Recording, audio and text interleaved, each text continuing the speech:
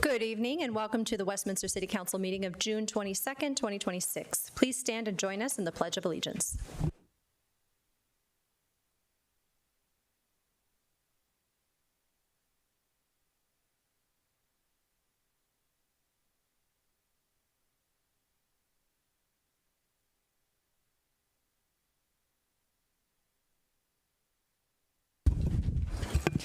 Thank you for joining us this evening.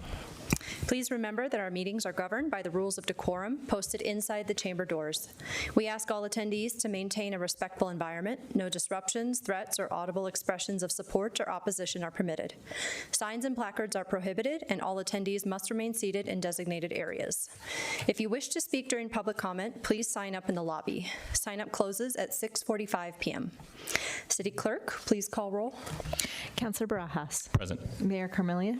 Present. Councillor Zadi. Here. Councillor Hott. Present. Councillor Ireland. Here. Councillor Johnson. Here. And Mayor Pro Tem Nurmela. Here. Thank you. Do I have a motion to approve the minutes? Mayor Pro Tem Nurmela. I move to approve the minutes of the June 8th, 2026 City Council meeting as presented. Councillor Hott. Second. Thank you. All those in favor? Aye. Any opposed?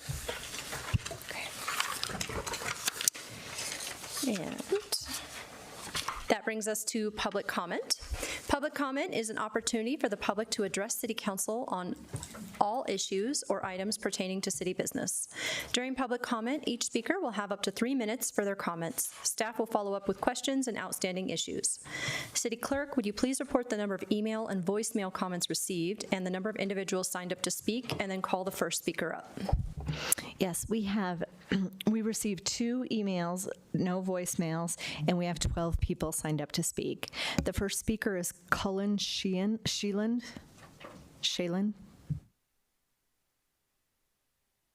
Welcome. Good evening. Thank you, city staff, for researching the impacts of our proposal to increase the number of backyard chickens based on residential lot size. I'm here to address the concerns raised in the study session notes published this week. On startup cost concerns, the investment in a predator-proof coop and secure run is a personal financial decision that prospective chicken keepers must weigh for themselves. Regulations do not need to protect residents from this choice any more than any other project. Under this proposal, entrepreneurs with the capital and expertise would be able to bring new supply to an eager market. On predator and pest controls, chicken keepers are already motivated to prevent predation and rodent pressure because failing to do so is so emotionally and financially costly. In our own experience, the greatest rodent pressure we've observed in our neighborhood comes from humans leaving out human food and trash out of doors, not from our hens. Predators are already present in the neighborhood, and as responsible chicken keepers, we have every reason to protect them proactively. On sanitation and disease, our proposal ties flock size directly to lot size. Larger lots would be permitted more hens, while smaller lots would have lower limits. This ensures that the sanitation and noise load is proportional to the land available to absorb it. Avian influenza is primarily spread by wild aquatic birds, which backyard chickens rarely encounter. In the unlikely event of an infection, these backyard flocks are inherently isolated from one another. In recent avian flu outbreaks and the subsequent commercial egg crisis, our flock was unaffected and our egg prices remained the same, a perfect example of local food resilience. In practice, a well-kept coop is not a sanitation hazard. Manure is used as fertilizer. Eggs are collected and refrigerated daily, and bedding is changed frequently. On rooster concerns, we are not asking for roosters to be permitted. Confirmed hens can be purchased at an older age. Local farm insurance programs allow returns if roosters are discovered, and city ordinance already permits dispatch when necessary. The city already has the tools to address all of these identified concerns: permit requirements, validated complaint processes, and the ability to revoke permits for negligent keepers give the city adequate control and oversight over backyard flocks. We ask that the council weigh the benefits of hens against these manageable concerns, because the hens bring benefits to households and communities at a time when food prices have placed strains on family budgets, and backyard hens offer a local, affordable, and transparent source of nutrition. They reduce household waste, suppress insect pests, and their composted manure fertilizes backyard gardens. These are meaningful contributions to a more resilient and self-sufficient community. Thank you. Thank you. The next speaker is Rich Chamberlain. Welcome. My name's Rich Chamberlain. I've lived in Kings Mill for around 40 years, give or take. And I promise to be good tonight. But Madam Mayor, Mayor Pro Tem, councilors, staff, and especially the police officers who are here with us tonight. I've brought you a message which should be in front of you there. It's called A Common Endeavor, and it's from the Baha'is of the United States and Westminster to the residents of, well, all residents of the United States.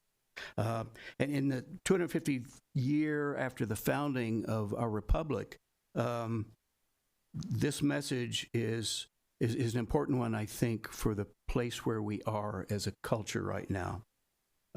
We find ourselves in a time of division.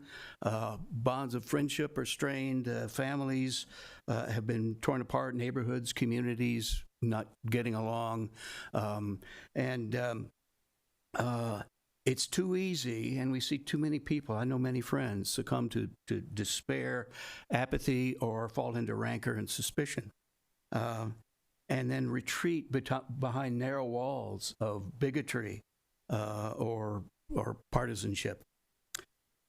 Since its founding, our country has actually had two parallel roads, even before its founding. One is materialism, corruption, racism, conquest, exclusion, exploitation of vulnerable populations. But there's always been another path. It's aspiration to the spiritual and moral qualities, what we consider spiritual and moral qualities of generosity, freedom, equality, and justice. And we suggest religion does have a part to play here, although often religion has been part of the problem. But the great traditions of religion have also given us the idea of love and bringing people together. And if a religion doesn't do that, if a religion keeps us apart, maybe we don't need it. It's in that spirit that we invite you and all the residents of Westminster to a conversation. And it begins between you and me, it begins between us and our neighbors. And we recognize that the light of the Creator shines behind every face. We've been called to become a new kind of social actor, to recognize that both as we improve ourselves, we build society. And we Baha'is don't have all the answers. We do invite you to learn with us, and in that spirit, we humbly offer you that message. Thank you. Thank you. The next speaker is Jason Schrill.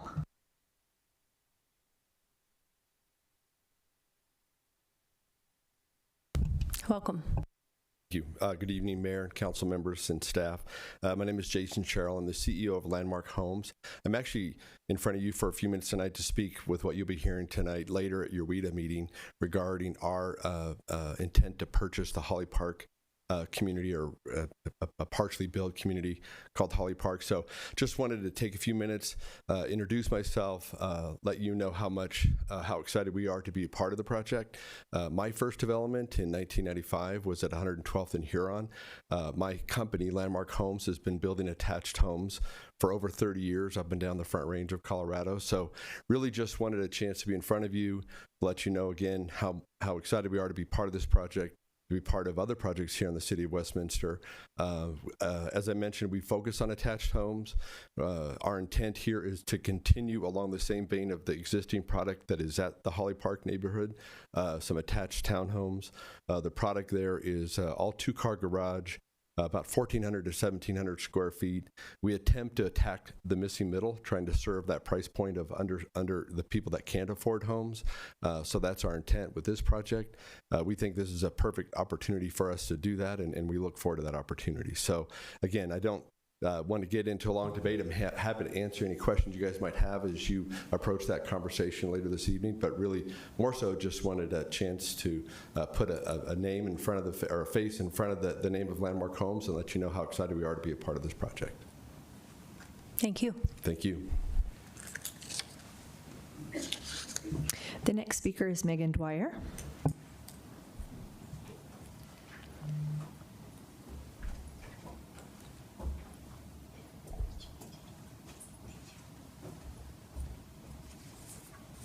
Hi, good evening, Mayor and council members. Thank you for the opportunity to speak to you. My name is Megan Dwyer, and my family and I have lived in Bradburn Village near 120th and Federal for about 10 years. On June 12th, just a couple of weeks ago, my 4-year-old son, George, was riding his bike and crossing at an intersection along 118th Place when a pickup truck came speeding down the road, made a fast turn without a signal, and hit my 4-year-old on his bike. Thankfully, he's okay. He walked away with a very bloody face, a lot of bruises and cuts, and a new fear of riding his bike. As a parent and as a physician assistant or PA who spent the last decade in emergency medicine, I know exactly how different this could have ended. I've cared for kids after vehicle bike accidents. I've seen broken bones, TBIs, permanent disabilities, and also families whose lives change dramatically in a matter of seconds. For the last 10 years, speeding on 118th Place has been one of the most common concerns from parents in Bradburn Village. This is not a typical residential street. The 1-mile stretch from Sheridan to Lowell serves a commercial district on the west end, multiple condominium communities through the middle, and a large K-12 charter school on the east end. Yet, along nearly a mile of roadway, there are 2 stop signs, and they are 1 block apart in the middle. On both sides of those stop signs, drivers routinely accelerate well beyond the 25-mile-an-hour speed limit. Many of us regularly witness this, drivers cutting through to avoid traffic and stoplights on 120th, young drivers traveling to and from the academy. And this problem, it's not isolated. It's persistent, it's visible, and it's widely recognized by the families who live in Bradburn Village. I understand that a traffic study conducted a year or 2 ago concluded that speed bumps were not warranted and that concerns were raised about the impact to snow removal operations or snow plows. I would ask the council, what outcome would justify action? Is it a broken leg? Is it a child with a TBI? Is it a paralyzed child? Or is it a child that doesn't survive? My son George was very fortunate, but this could end so differently in the future. And finally, I understand that a traffic study may say that speed bumps aren't warranted. I get that. And that snow removal presents a challenge. But at some point, I think we have to ask ourselves, are we relying too heavily on an algorithm and not enough on common sense? Families choose communities because they think their kids can live, play, walk, and ride their bikes safely. If Westminster develops a reputation as a city that prioritizes convenience over children's safety, families will notice. They will choose where to live. Much. I'm sorry. That's okay. Thank you. I didn't realize how late I'd gone. No. Thanks for your time. Thank you. The next speaker is Sapna Rora.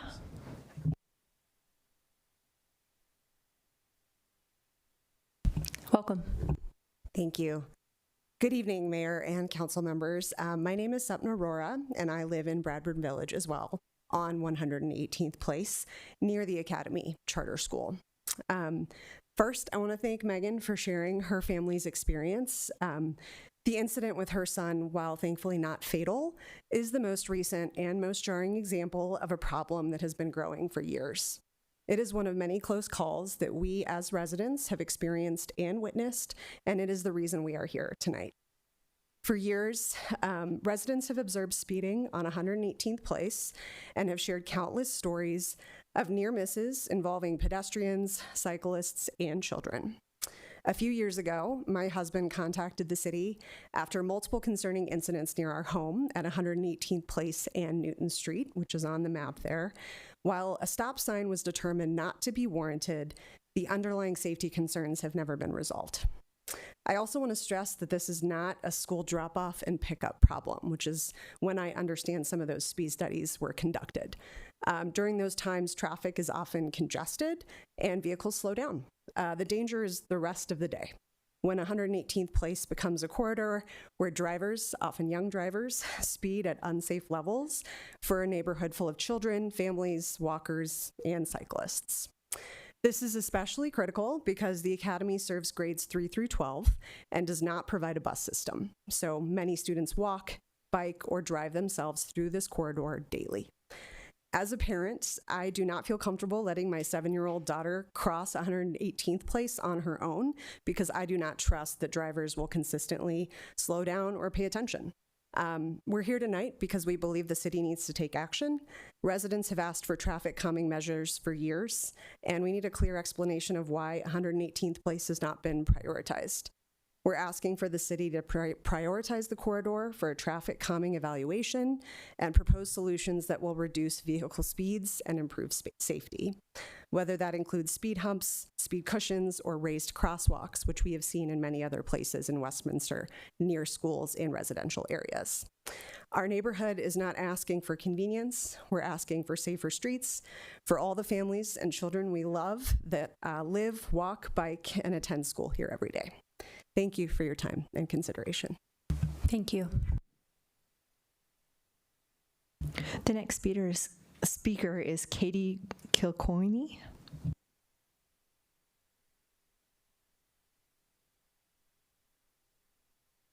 Welcome. Thank you. Hello, Mayor and Council members. I will keep it brief since I'm here with the same concerns as Megan and Sutton. My name is Katie. I live in Bradburn as well on 118th Place, the residential road, which we've been speaking about. My husband and 3 children moved here 3 years ago, and we absolutely love our neighborhood. It's full of children, families, and students from the academy, the school down the street. The speeding that occurs every day on 118th is deeply impactful for my family and all the families around us. It may seem redundant, but as someone who's affected every day by the speeding and is afraid to cross the street with my children to go to the bus stop or the pool, it becomes a concern. My background is similar to Megan's. I'm a first responder. I've worked as a paramedic on the ambulance running 911 calls, and I've worked at Children's Hospital in Aurora in the emergency department. When I got a text from my good friend that her son, who's the same age as mine, was struck by a car, my heart sunk. I'm here today to request a speed bump or stop signs in person since online submissions have proven ineffective. I would like to better understand why these requests are denied and what we can do to make our streets safer. Perhaps the city doesn't view this issue as a major concern because serious injury or death of a child is theoretical.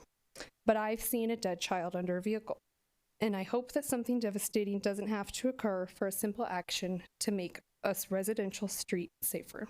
Thank you. Thank you. The next speaker is Mary Boyle.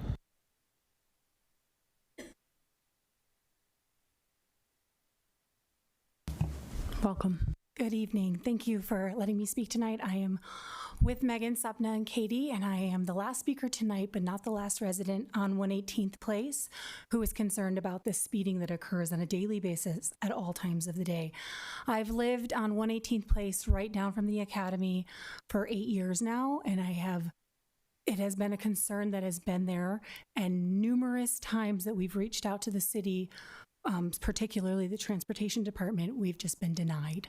And never have we been given any sort of specific reasons, the data, the traffic study results of why we are getting denied.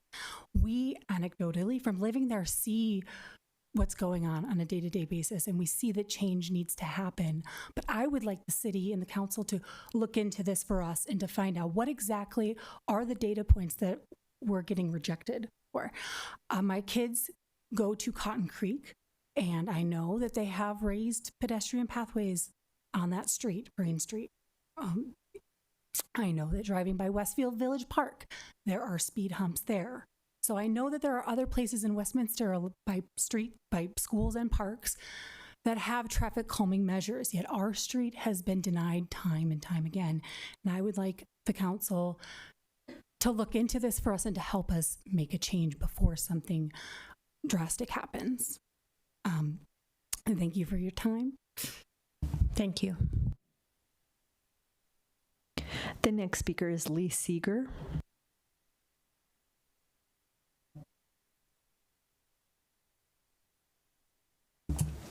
Welcome. Good evening, Mayor, City Council members. Thank you for the opportunity to speak. My name is Lee Seeger, and I'm Vice President of Economic Development for Jeffco EDC. And I am here on behalf of our Develop Jeffco Committee. And just a quick governance plug here, the Develop Jeffco Committee is made up of our private sector investors of Jeffco EDC who have an interest in expertise in development, real estate, and economic development projects throughout the county. So by design, the committee operates independently of our board and is a standalone decision-making body. So as such, these comments reflect the Develop Jeffco Committee only.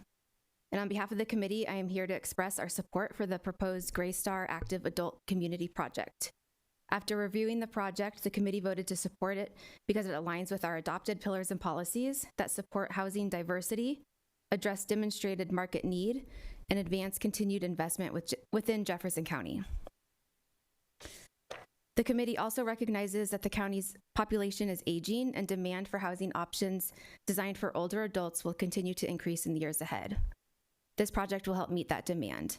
The committee also considered the project's economic benefits, and based on an economic impact analysis prepared by Jeffco EDC, development of the project is projected to generate $48 million in private investment, support a little over 260 jobs in the construction field, and generate $60 million in economic output during the construction period. Additionally, once completed, ongoing operations are projected to support 28 jobs annually and generate approximately $6 million in annual economic activity. So based on the committee's review, the project's economic analysis, we believe this project represents meaningful investment for both Westminster and Jefferson County, as it will expand housing options, support economic activity, and contribute to the community's long-term vitality. So thank you for your time and consideration and everything you do for Westminster. Thank you. The next speaker is Jamie Chavez.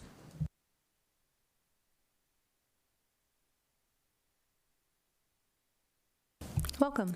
Well, thank you. Good evening, Mayor Carmelia, council members, and city staff. My name is Jamie Chavez, and I serve as the president and CEO of the Westminster Chamber of Commerce, and I'm also a Westminster resident. I'm here tonight to express the Chamber's support for the proposed purchase and sale agreement and development agreement for Greystar's active adult community in downtown Westminster. From the Chamber's perspective, this project represents an opportunity to address several important community goals at the same time. First, there's a growing need for housing options that allow active adults and seniors to remain connected to the community, close to amenities, services, recreation, and opportunities to engage with others. This development would provide an important housing choice for residents who want to continue living active and independent lifestyles in Westminster. Second, these future residents will become customers of our downtown businesses. Restaurants, retailers, service providers, and entertainment venues all benefit when there are more people living within walking distance of these establishments. A vibrant downtown depends on a strong mix of residents, businesses, and public spaces, all working together to create activity and energy throughout the year. This project also helps support and activate public amenities like Aerostat Park and other community gathering spaces. Parks and public spaces are most successful when they are part of people's everyday lives, creating opportunities for recreation, connection, and community engagement. Finally, this project represents a significant investment in downtown Westminster's future, as you just heard from Leah's comment. I'll skip that part. Downtown Westminster's long-term success depends on continued investment that brings people, activity, and economic vitality into the district. Projects that expand housing options, support local businesses, and strengthen the tax base are important components of that vision. For those reasons, the Westminster Chamber of Commerce respectfully encourages City Council to approve this agreement before you this evening. Thank you so much for your time and consideration. Thank you. The next speaker is Brian Dice.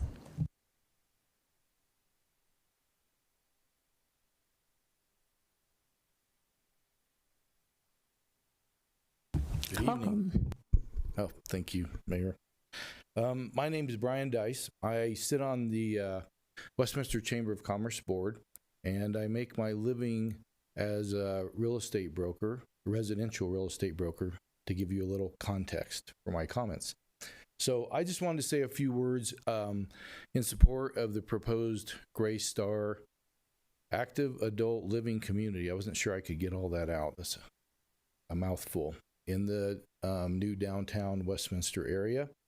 I see a lot of benefits, both for the future residents of that community, if it is built, as well as the businesses and restaurants located downtown, and the community at large. I think we probably all could agree that there's a definite need for more of this type of housing in communities in our city. We have an ever-aging population in Westminster. I believe our current vacancy rate is about 2% for this type of housing in Westminster, which indicates that there's definitely some demand. And of course, an increasingly large number of people beginning to look for this type of housing.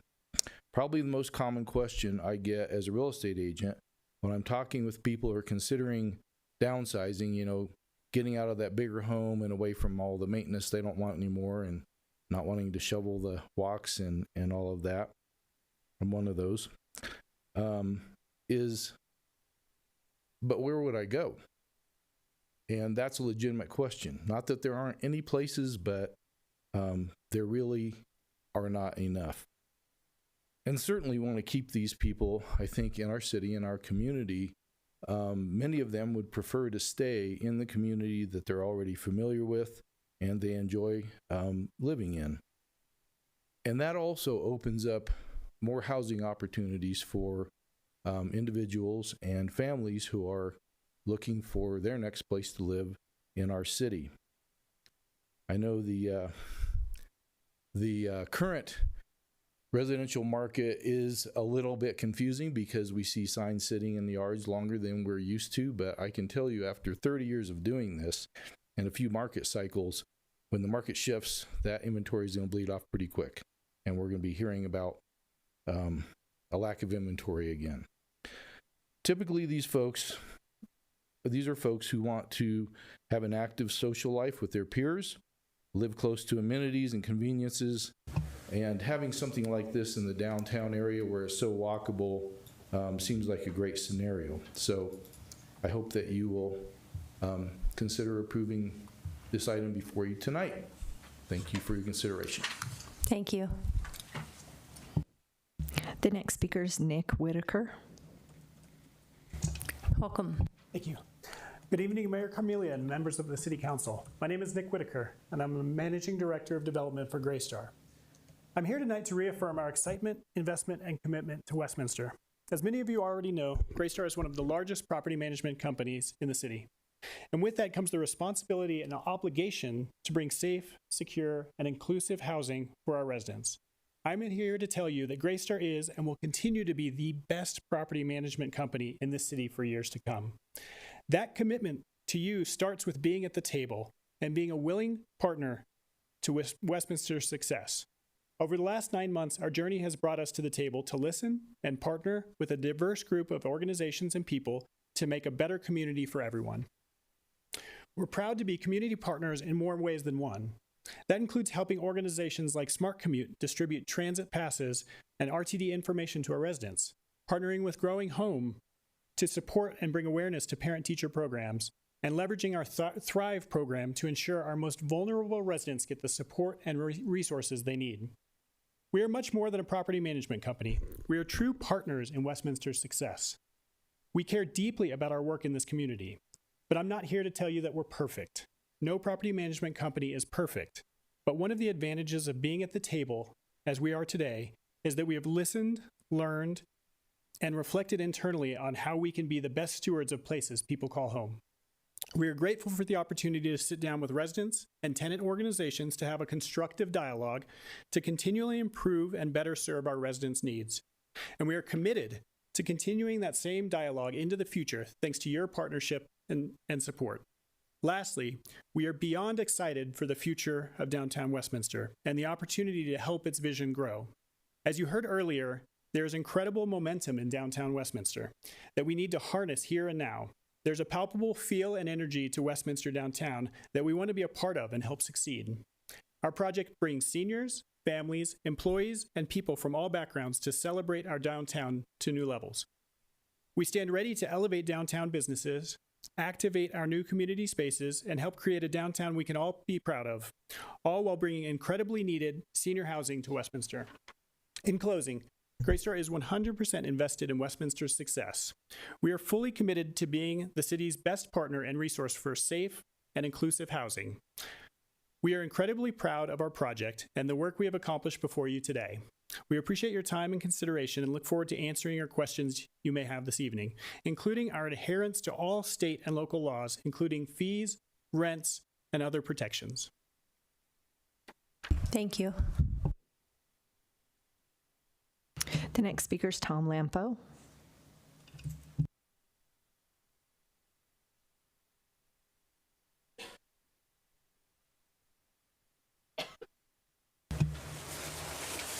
Welcome. Hey, thanks a lot. It's good to be here. Good to see Westminster. Thank you, guys. I'm Tom Lampo. I'm here to lift Westminster up to the Lord in prayer. Please join me in prayer. Heavenly Father, in Jesus' name, we come before you tonight to ask you to be here with us. You're welcome in Westminster, and welcome here tonight to guide and assist us. You're the righteous King. Victory is yours, and nothing can take it from you. In Isaiah 14:24, your word states, "The Lord of hosts has shown, as I have purposed, so it will be. As I have planned, so it will happen." We are your people, and this should bring us comfort. There is nothing for us to fear. You have control of everything. Darkness and evil will come, but you want us to trust in you and know that nothing is beyond your authority. Your love rules over all. Your wisdom is without measure. You see the beginning from the end, and all things have significance to you. In Psalm 50:10, your word states, "For every beast of the forest is mine, the cattle on 1,000 hills. I know all the birds of the hills, and all that moves in the field is mine. Nothing escapes you. We might believe we are out of your sight, but we are wrong. Forgive us for thinking we could escape you. Keep us mindful of your will for our lives." We're living in the midst of change, and you have given us this time for our reflection and growth. Although many of us are struggling because we take on life's burdens and lack the resources we need, we fail to realize your mercy for us is great. We are deceived. Change has brought uncertainty to our lives. We'd rather resist it than embrace your love and trust in you. You give us wisdom for times like this in Romans 12:2, which states, "Do not conform to the pattern of this world, but be transformed by the renewing of your mind. Then you will be able to test and approve what God's will is, his good, pleasing, and perfect will." Renew our minds. Our beliefs and thoughts gravitate to worldly values. We need assistance in aligning our thoughts and values to you. We need an inner transformation so our thoughts and actions will align with your will. You are our God, and we are your people. In your precious name we pray. Amen. Thank you, guys. Have a nice night. Thank you. That was our last speaker. Thank you, speakers. City Manager Andrews, do you have a report this evening? Thank you, Mayor. I do have a brief report this evening. First, I would like to thank and recognize the speakers who spoke tonight. I can tell our community members from Bradburn Village that our police chief is here tonight, and he's reached out to me already and will be stepping up enforcement along 118th Place, starting right away. And our city engineer is also here, and he's asked that you not leave before he's able to give you his direct contact information, and he will follow up directly with you before you leave this evening. So thank you for coming tonight. Next slide, please. By way of update, this is a big one for Westminster. Westminster is hosting the 104th Annual Colorado Municipal League Conference, which is kicking off tonight, actually. So although our city council couldn't be there to kick it off, we are very much part of this conference. We're hosting local elected leaders, administrators, and staff from all across the state of Colorado. So most cities in Colorado will be here in Westminster for the next 3 days, meeting with Mayor Carmelia is speaking, and other city leaders on community engagement, public safety, and infrastructure. In fact, our city engineer and our police chief are part of those speakers this week. The CML's annual conference is the marquee event for Colorado's local government leaders to gather, connect, and learn from one another about serving their communities. And so I just want to give a shout out. This is only the second time this has been hosted by Westminster, and the first time we were clipped by COVID. So this is going to be a big one this year. Next slide, please. Also, by way of update, this is also a pretty big week for us. Visit us in downtown Westminster for Bike to Work Day. So ride and shine. Bike to Work Day is Wednesday, June 24th this week, and the city will be meeting and greeting riders at the US 36 Sheridan Underpass. That's a picture right there in downtown Westminster. And our station will be open to greet you from 7 to 9, and we have some cool things for you to show up and ride right through Westminster on our bike trails. So we'll have snacks, giveaways, music, and more waiting for riders. So please do plan on participating in Bike to Work week by meeting us there Wednesday morning. Next slide, please. Also, a big week, Thursday night is Top Taco again coming to Westminster. That's this Thursday at Aerostat Park in downtown Westminster.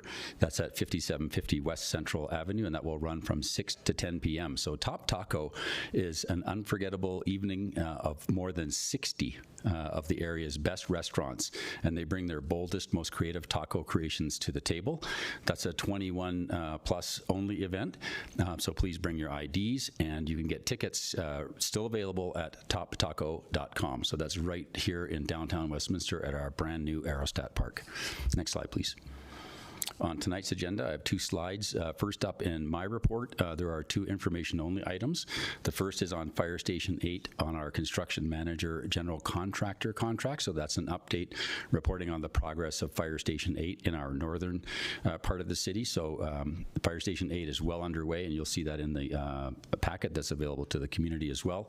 And then also as a report out for you on our strategic plan outcomes and tasks work. So those are now highlighted, as well as your direction regarding the capital plan work to enable the implementation of those high priority items this year. Next up will be consent agenda with 6 items on consent. And then under new business, we have 2 first readings. The first is Councilor's Bill 29, and that's a regulatory ordinance for unlawful noise, also known as noise ordinance. And then up will be first reading of Councilor's Bill 21, and that's approval of a development, purchase, and sale agreement with Greystar Corporation for Block D5 in downtown Westminster. Next slide, please.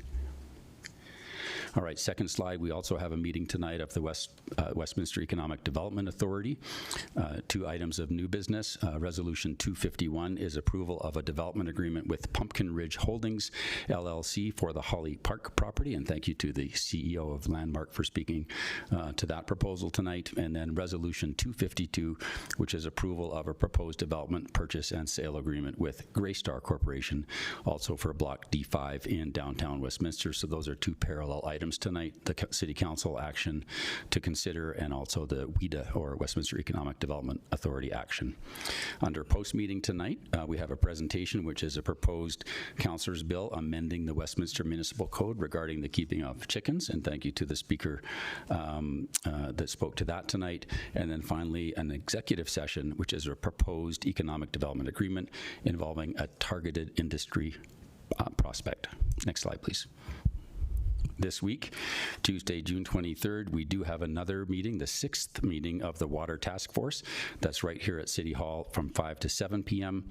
We also have that night a Planning Commission workshop on the Unified Development Code. That's also at City Hall from 7 to 9 p.m. Those are concurrent meetings. Next up will be on Wednesday. I've mentioned the Bike to Work Day in downtown Westminster, 7 to 9 a.m. right there at the Sheridan Underpass. Next up, downtown Westminster, another in the summer concert series or plaza sessions. That's at the Central Plaza at 5:30 p.m. and that will run to 7 p.m. And then Wednesday night also an environmental advisory board. That's a hybrid meeting beginning at 6:30 p.m. On Thursday, June 25th, contractor licensing and building code updates. This is part 1 of 3 right here at City Hall from 3 to 4. This is an exciting new initiative, and I just want to describe what this one is. So the contractor licensing and code update part 1 is the first meeting in a 3-part series of outreach meetings to review upcoming changes to the contractor licensing program. We will share updates, discuss proposed fee adjustments, and provide an overview of code amendment cleanups resulting from the 2021 code adoption. 3 outreach meetings will be held with more than 3,000 registered Westminster contractors invited to offer feedback and suggestions that will help shape recommendations presented to City Council later this year. The meeting is open to the public and Westminster community to attend and offer feedback and suggestions. So everyone and anyone is welcome to attend if that's of interest to you. And then finally, I mentioned Top Taco Thursday night, 6 to 10 p.m. right in our brand new Aerostat Park in downtown Westminster. Next slide, please. Then on Friday, movies in the park. Never thought as part of my career I would be talking in public meeting about the SpongeBob movie, but that's the one playing at Movies in the Park, and that's combined with Cuisine with Cops, and that's right at our own Westminster High School at 6933 North Raleigh. So that starts at 7 p.m. and the movie will run, and the evening will conclude at 10:30 p.m. On Saturday, June 27th, this is a pretty cool one in, again, downtown Westminster at our Central Plaza Park. That's downtown Westminster's Kids Zone, Princesses and Pirates. So this is clearly a family-focused event, and you have children, you want to bring them to that. That will shape up to be a lot of fun. That will start at 11 a.m. and run to 1 p.m. On Sunday, June 28th, downtown Westminster, again at our new Aerostat Park, the summer yoga series is underway from 9 to 10 a.m. So again, yoga in the park, downtown, 9 to 10 a.m.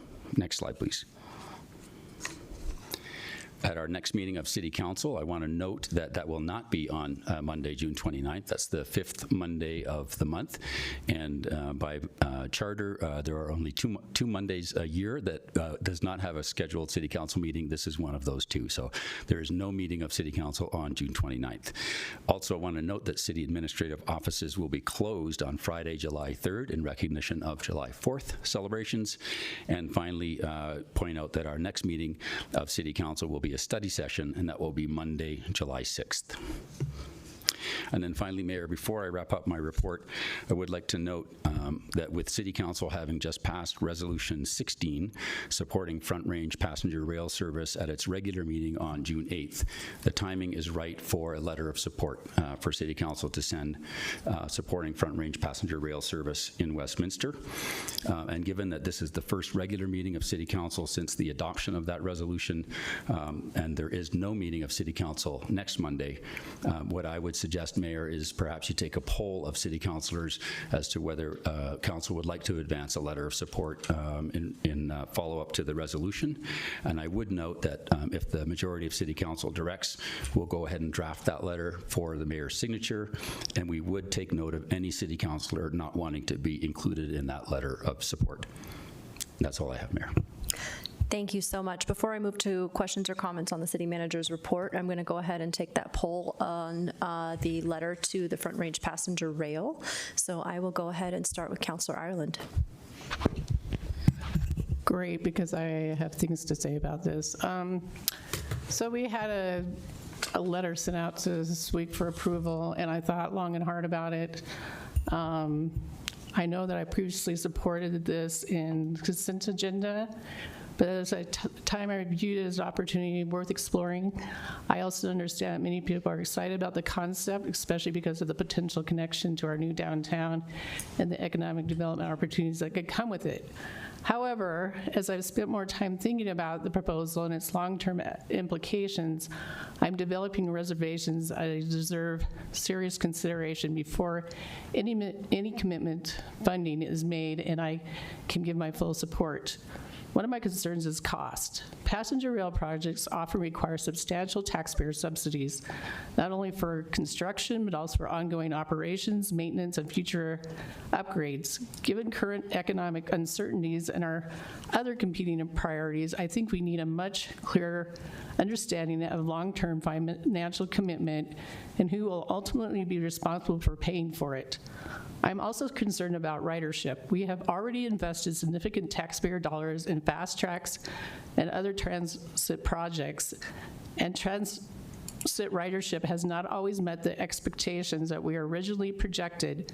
Before committing to another major transportation investment, we should carefully evaluate whether sufficient demand exists and whether taxpayers are likely to receive the value promised.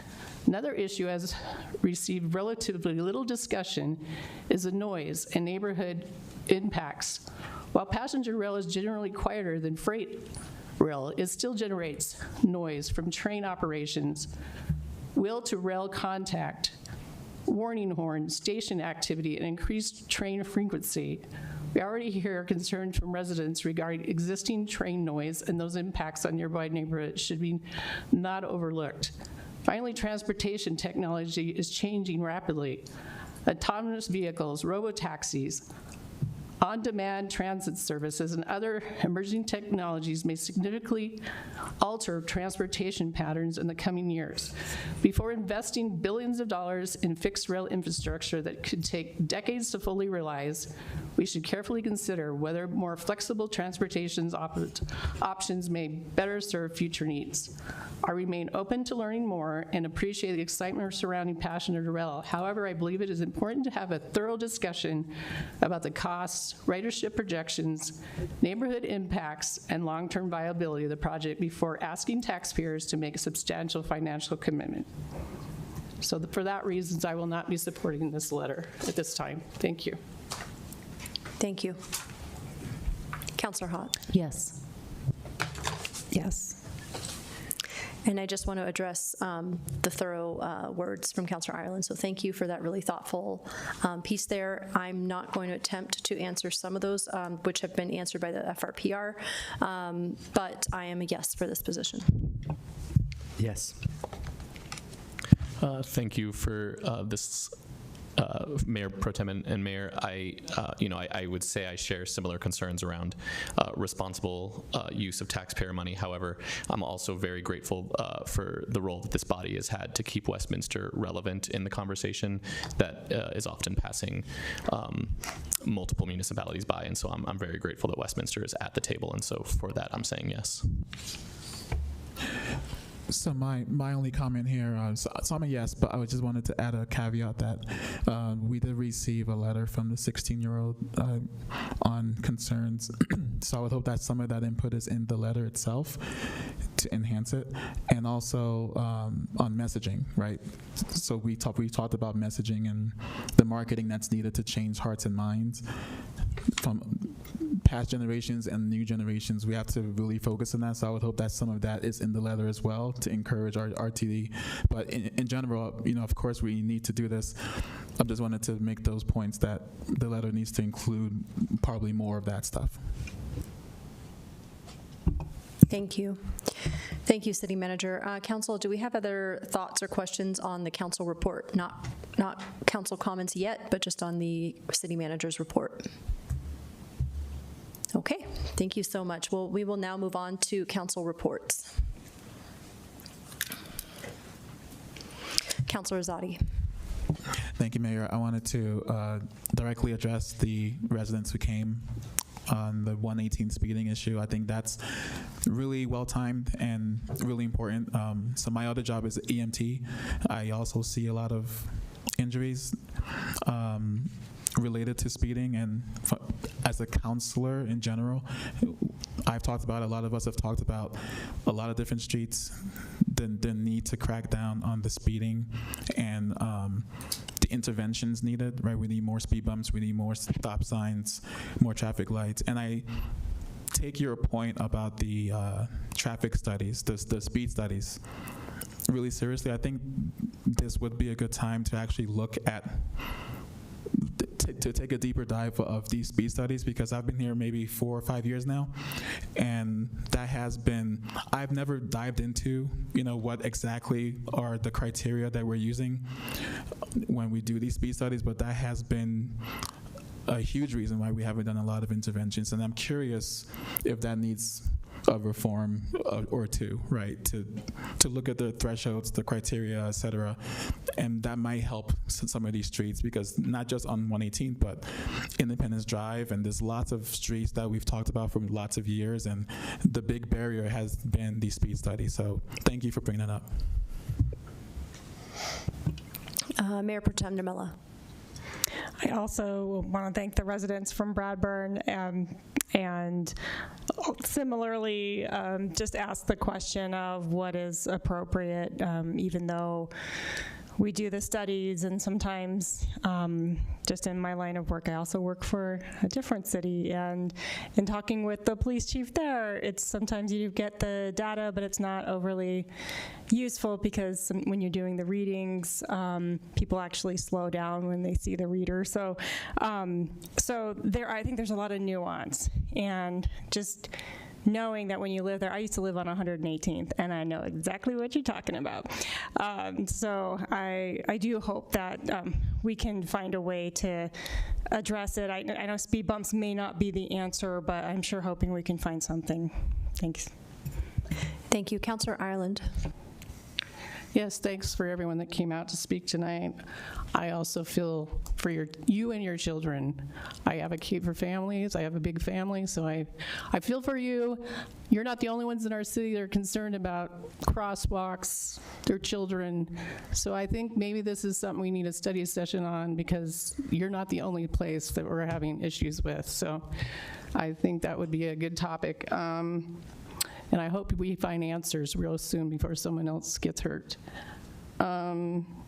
Also, thank you, Mr. Chamberlain, for your messages of peace. I agree that we all should have peace with one another, no matter what our beliefs are. So thank you for that. So this week I attended the Water Task Force meeting where they are wrapping up recommendations for single-family residential rates and are now working through multifamily rate structures. And we have a 3-hour meeting this week, so hopefully we'll wrap that up and they'll come forward to us with their recommendations here soon. I also attended the McKay Lake renovation ribbon cutting.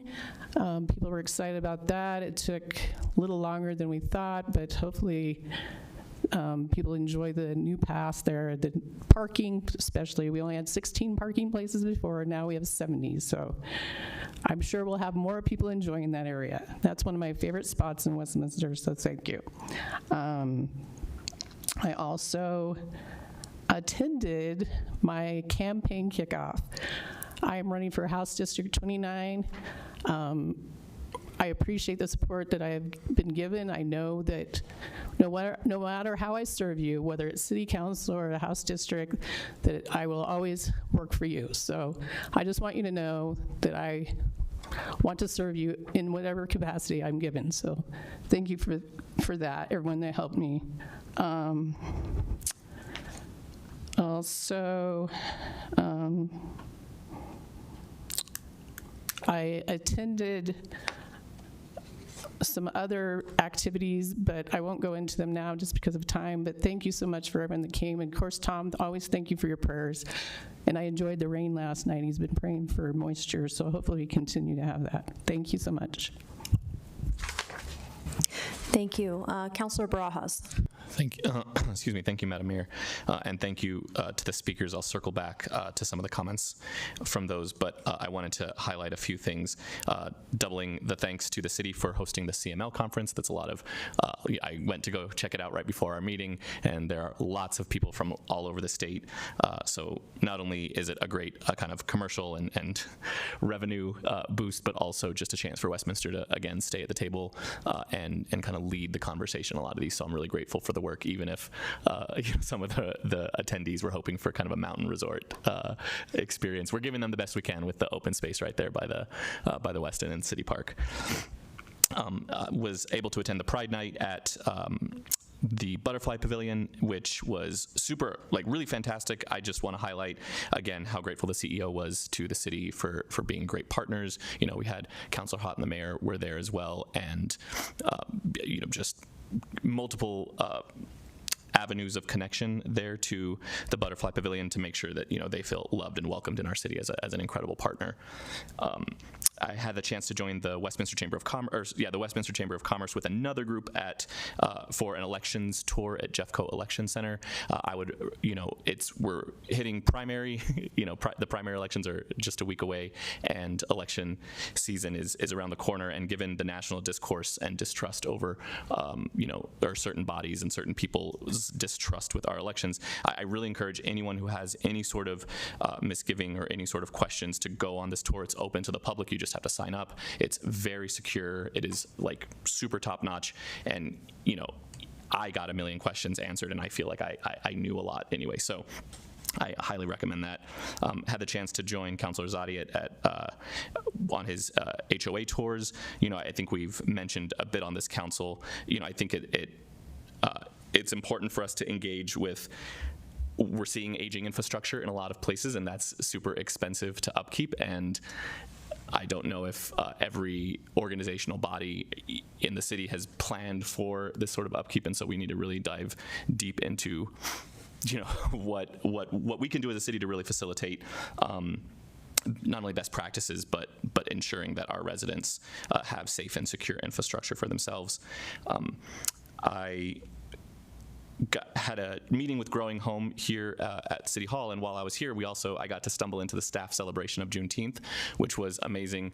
And I forgot to note the speaker who was here, but it was an incredible moment of advocacy for food sovereignty, something that I bring to this conversation a lot. And speaking as he spoke. The speaker spoke, as a person of color. Often the multiple issues that come in to blocking kind of that American spirit and American freedom, but also just personal freedom to kind of have access to not only their own food, but food for their community. And so I think it was an incredible moment and super pertinent to our current discussions.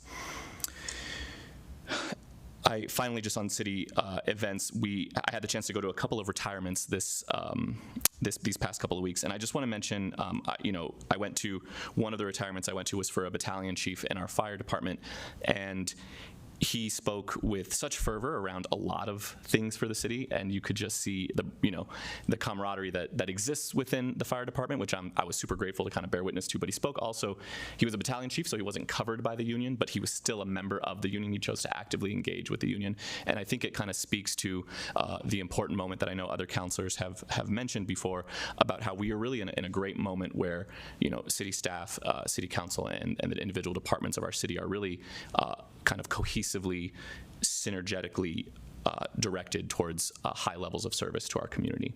And so I just appreciate the city for kind of ensuring that that's the lived experience of a lot of our staff. To go into, I'm really glad, thank you for the residents who spoke, particularly around 118th Place.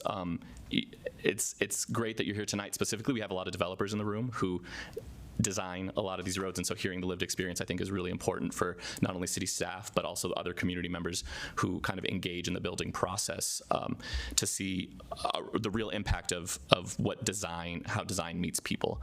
And this is, this area specifically is kind of on paper the perfect walkable space, right? There's a lot of residences, there is a ton of commercial just a block away, and right now it seems like they'd be safer driving to the store. That's about a minute, and that's just a really big miss on our part as a city. I will state that I'm glad that the residents are speaking for this moment. What we really could use, is kind of a comprehensive look at what kind of qualifies for traffic interventions and traffic calming as a city that meets our traffic study criteria. But we get a lot when we kind of even remotely adjust current roads. We get a lot of pushback from the community, like, why are there pylons in the middle of this road that are causing me to turn wider? And then members of this council agree with them, but those are pylons that absolutely make sure those right turns are slower, that save lives and injuries on people's bikes. And so when you drive through the city, when your neighbors drive through the city and they see traffic calming measures in other parts of the town, really hearing positive feedback from them, because as a body we tend to only hear the negative feedback, and that causes for, I think, a bit of a kind of a biased perspective. And so I appreciate tonight you're asking these very real and important questions that our city really should be answering. And I think speed bumps are great. They're really like the last line. Well, police enforcement is, that's violations already happening at that point, and danger is already passed. So we really want to make sure our design meets the mark. And I know that we have a city manager, a deputy city manager who are really intent on this, and so I'm glad that we're really engaging in the effort. And I would encourage members of this body to really engage with the community around traffic calming measures literally slow people down, and that makes for a safer community that we live in for bikers. We're getting also pushback on bike lanes, which is supposed to make people and children safer in bikes. And so hearing this kind of conversation is important as we engage. I know I'm reaching my time, but I think it's really important to talk about how this is a real comprehensive look. And while we can attend to 118th, which is important, there's an entire city we need to ensure is safe. And I appreciate the advocacy of this community that showed up today and their continued efforts to create a safer city throughout the entire city, along with their neighborhood. Thank you. Thank you. To the ladies that came here from that neighborhood, thank you so much for coming and for voicing. We've seen your emails come through, and I am so very sorry that your son was hit. That is a really terrifying thing. And as you've heard from a couple other counselors, you do have a council here that is really looking into transit connectedness right now throughout the city, and it is helpful that you came here this evening. We are in the middle of our budget process, and so this is a request that we can now enter into that and see whether this is something that fits into our strategy for the coming 12 months.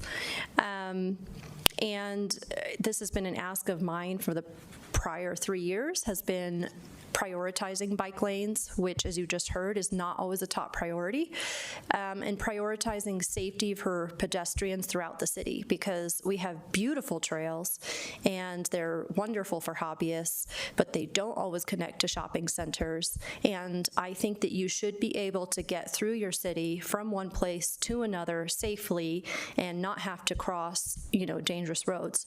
Now, I will say this has been a challenge for our city, because it's very costly to do a study like this.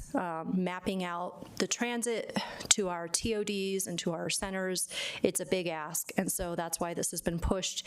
We are now prioritizing that this year, finally, and I am really excited about that. So we're going to soon be putting out some RFIs, I think, for what this will look like. However, we do need to keep a very tight budget in mind, and so I want to be honest with those restrictions in case we don't get to the full city. So I want to share what that looks like as we map out the city, but this is a high priority for me. And I'll just share, I was not always with a car, so that's why this is a priority for me. I've had to bike to get around for several years until I could finally afford one. But also as a child, I was hit by an SUV on a bike, and I suffered a TBI. I'm almost 3 inches shorter than I should be. I have arthritis through my spine. It took me several weeks to wake up. And so I know what it's like to have, a life-altering impact, and the importance of public safety. I take it very seriously. And our families throughout the city should have access in the best way possible to live healthy, safe lives. And so I know that our staff, of course, like was already mentioned, will get back to you, but just know that it is meaningful you're showing up on this. And I also want to mention to Mr. Rich Chamberlain, who brought this beautiful message, thank you. I will do everything I can to attend over the weekend. I really appreciate messages of peace and unity and community, which of course is what we're concentrating on right now. It's a zeitgeist, right? We're seeing what we can do at the local level to bring each other together and communicate and engage. And with that brings me to CML, which was also mentioned. To those electeds or leaders or community members that might be attending, I'm so excited. As you just heard, we get to host, and Jody and I are doing a whole panel on Wednesday centering around the importance of really deep community engagement, which is what we are honing in on and not just concentrating on, but owning with pride at an individual level. Each leader up here has been owning that community engagement piece in separate ways, and it's just amazing to see, and it's because we need it. We need a city of neighbors like never before. And I also want to talk a little bit about some of the things I did this week, because they are important. I went on the Rocky Flats bus tour, and this was not just the fish and wildlife portion. We went through the DOE, the restricted. You got to give them your ID, and they sign you in, sign you out, make sure you're not coming back. Anyway, it was very interesting, and we received a lot of information about what was there, what the building sites looked like, what contamination is there presently, and what the cleanup, of course, looked like. And I mention this because we get, as a community, an update annually from the DOE, and that update this week is happening, I believe, on Wednesday. Let me triple check. And of course, as an elected, I get a little bit of an inside preview of that tour, but it is so important that your government remains open and transparent and responsible to you to know what is happening back there. It's not enough to say that it was cleaned up, because we know that's not how science works. So for the most part, we're doing pretty good, was the overall message of the update. There was one site of concern with elevated levels of uranium. It was at a water site, but there's no water because it's a drought, so I guess it stays right there on the ground. Anyway, So no real risk to us, but I did find it very interesting, and I like folks to know that, you should be asking your councils that live in this area, do you attend those updates? Do you go on those tours? And do you know what's happening so that you can speak to it for your residents? I also want to say thank you to Commuting Solutions. Earlier this week, I moderated a panel discussion with them and several of our legislators around transit and the legislation that happened throughout the year and what will be coming up throughout next year. And we talked a lot about bikes, about prioritizing our roads and their infrastructure, and we also talked a lot about the RTD bill and how that will affect us going forward. And there was a lot up for discussion, actually. Also, Initiative 173, I think is what it's called. Yes, look into that because it's not popular. So I'll let folks do their own homework there. If you have an opinion on it, reach out to your legislator next fall. And then thank you to community staff and all the residents that attended our roads and infrastructure community update earlier this week. That was a lot of information that we gave out about where we're at with 3H dollars, with our pothole palooza. We're running out of potholes, which is great news, and about how we're keeping on top of our infrastructure despite the rising costs of materials. And of course, I have my coffee coming up this month, the fourth Saturday at 9:30 if you want to find me. It's at Nava Coffee House, 9:30 a.m., and I have that every month. I think that is it for now. Thank you so much. We are now going to move on to the next section unless I see any. Oh, we have one more. Councilor Barajas. Sorry, it was a shout out to you, Madam Mayor. I also got a chance to go to the McKay Lake opening, and I just want to give a shout out to our Parks Department who made the parking area permeable with permeable building materials, so that way it has much less of an impact on our stormwater. And so I'm hoping that is not a one-off. And just want to let you know it was completed. It was done with those materials, and we have something to kind of base our future conversations on. That's exciting. Thank you so much.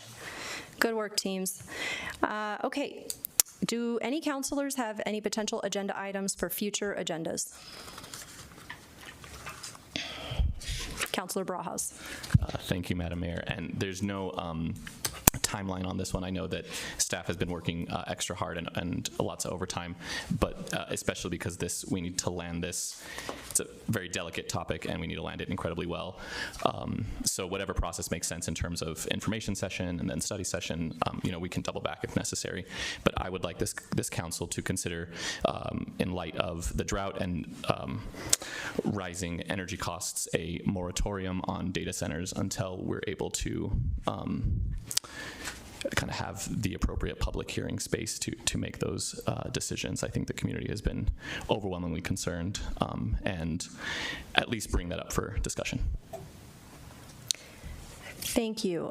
Before I take a poll, I believe if I can get confirmation from our city manager, which I know he's looking for an expert right now, but we already cannot build those in this city, correct? Mayor, thank you. We can bring back, if council so directs, on Councilor Barajas' request for this agenda item, and I can provide more detail. At this time, I just don't think we have the zoning and the land use that would allow for them. It would be a preemptive move for the future if the council were to consider such a moratorium, and also be possibly reassuring for the community that this may be a community that wouldn't be open to that kind of land use change in the future.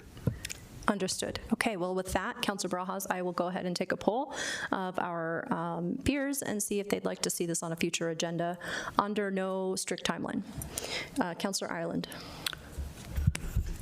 So I would like to put a pause on issuing tickets in Harmony Park over the bike lanes that were put there. Apparently, most people in there were unaware why that happened. I hate to interrupt you, but let's do this poll real quick, and then we'll get back to any other items. You're fine. Do you want to go ahead? Okay. Thank you. Thank you. Yes. I'm good with a memo.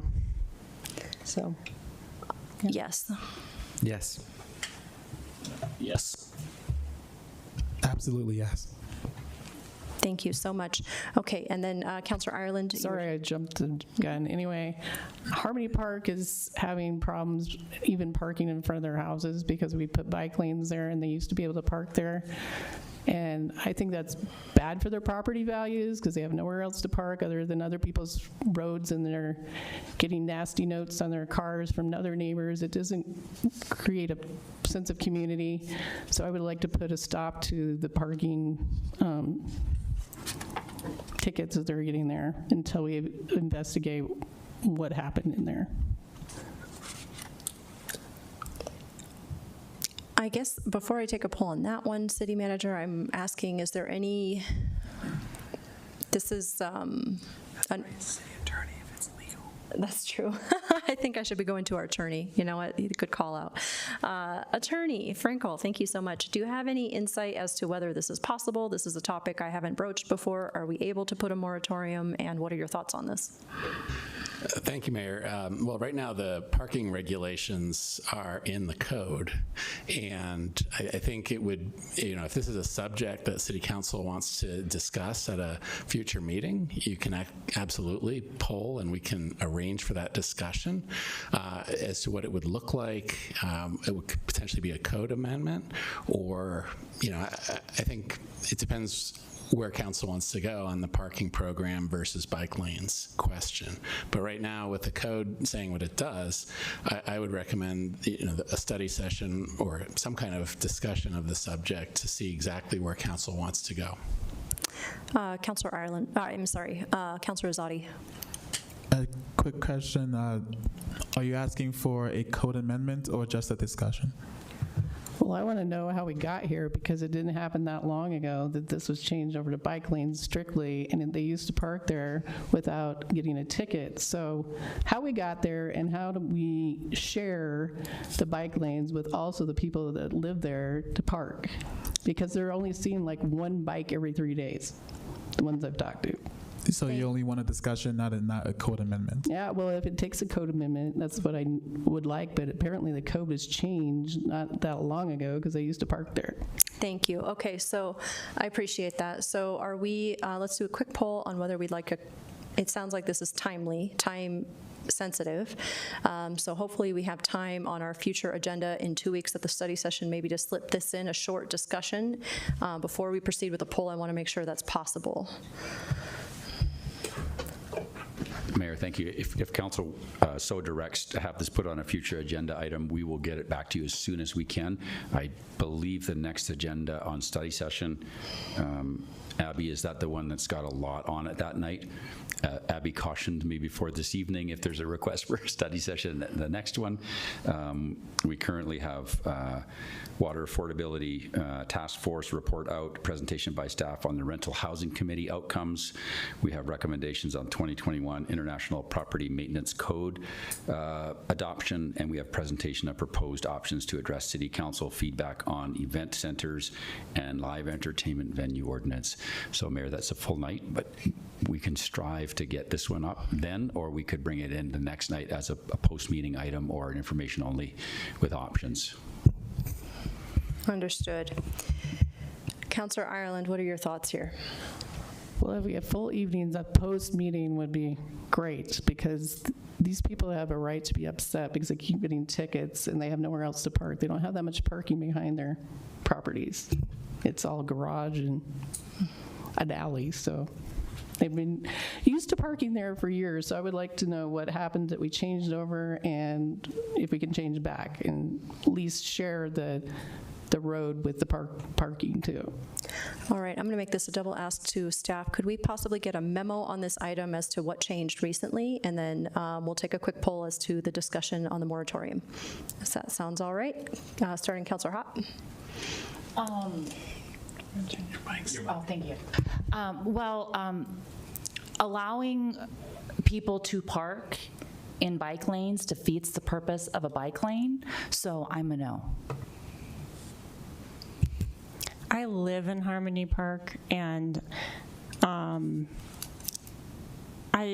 don't remember exactly when the bike lanes were put in there, but I want to say it was like 5 years ago. It was a good long time ago that they were put in, and so I do sympathize with the homeowners regarding their lack of parking, because they bought the houses assuming they had parking. It was acting like that. So I already wrote into our city manager and staff to see if they could look at, the utility, given the information that was coming from or is coming from our residents who are directly affected, if they could take a look at the utility of that particular collector road having a bike lane or parking. And so I feel like staff's already looking into it, I hope. I don't know if I've seen a response yet. So I'd be okay with a follow-up from staff first to hopefully be able to respond to. I know we've both asked, so that's where I'm at. I don't need a study session on it at this point. Thank you, Mayor Pro Tem. You just switched my vote. I'm going to be happy with a memo here too. Yeah, thank you, Mayor. Probably even below a memo, I'd prefer just the staff follow-up via email to us. I don't think it requires that level of work yet. If the follow-up is not satisfactory, maybe we can escalate it, but it is a lot of work to get something, even a memo to us, and I'm not sure these questions, while they're really important for us to answer, raise that level of staff work. So I'll be a no on the ask and a no on a memo, but would appreciate the follow-up email from the city manager's office, like we get for a lot of our other comments. Yeah, thank you for this. Obviously we're just speaking with residents today about the importance of safety and safe infrastructure.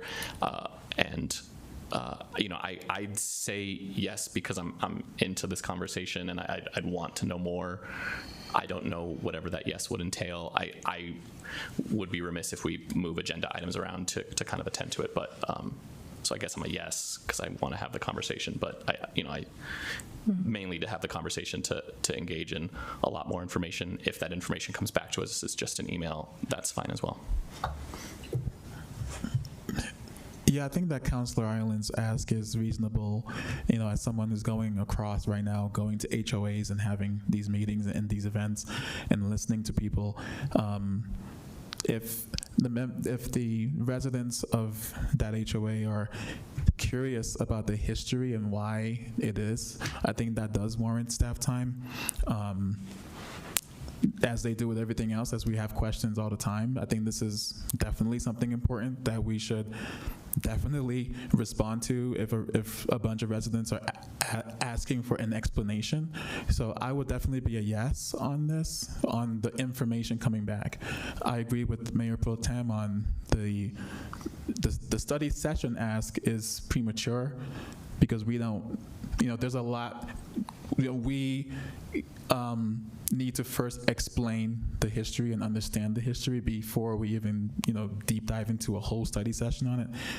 And we have a lot of priorities, but I would be a yes on a memo or some kind of detailed history. I think we owe that to residents. Well, we're kind of locked here. We got 3 yeses for a study session. We got 3 for email or memo. So let's just start with some feedback on the emails. And of course, we had 1 no. And Councillor Hott. Yeah, I'm willing to change my no to an email.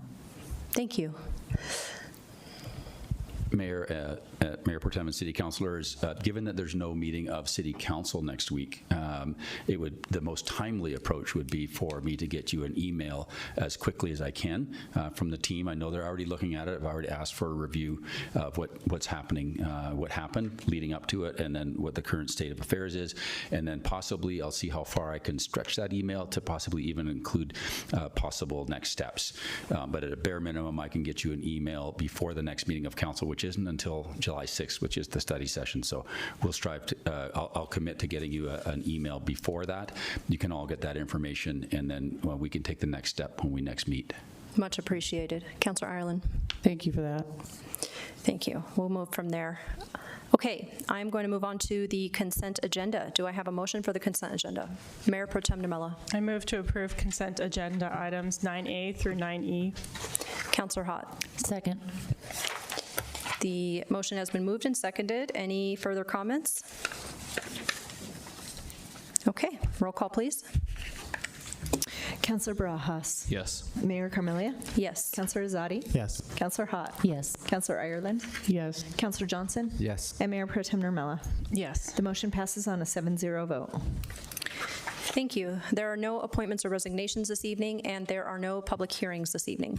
We will now move on to the first reading of Councillor Bill number 20. Do I have a motion? Councillor Hott. I move to pass Councillor Bill number 20 on first reading, amending Chapter 1 of Title 8 of the Westminster Municipal Code to enact and enforce noise restrictions. Thank you. Mayor Pro Tem Demella. Second. The item has been moved and seconded. Any further discussion? I have several questions on this. One moment, Councillor. Councillor Johnson hit his mic first. Okay. Councillor Johnson. Thank you, Mayor. You took the words right out of my mouth, Councillor Ireland. I have several questions on this. And it probably, for Mr. Munch or Chief Halbert, a mixture of both depending on the question. Get you maybe a handheld mic back there, Chief.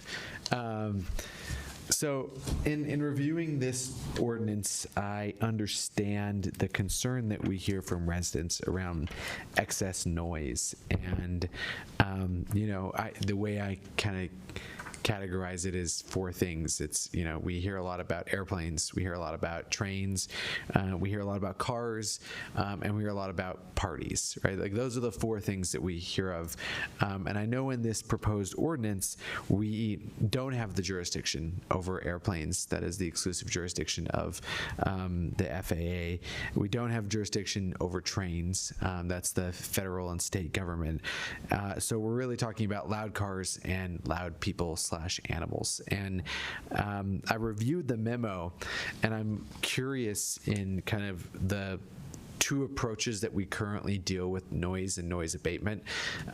The first is through this mixture of our existing code, and Mr. Munch, maybe you could walk us through the mixture of our existing code and how we deal with these various problems with noise in the existing code. And then, Chief, my question is, we have a Colorado State statute, CRS 2512-103, that if our officers came upon something that violated a noise ordinance, I'm curious how they would use existing state code and our municipal code in that type of enforcement and abatement. And what I'm trying to do is figure out where in our code there's a gap that we would need to fill with this proposed ordinance.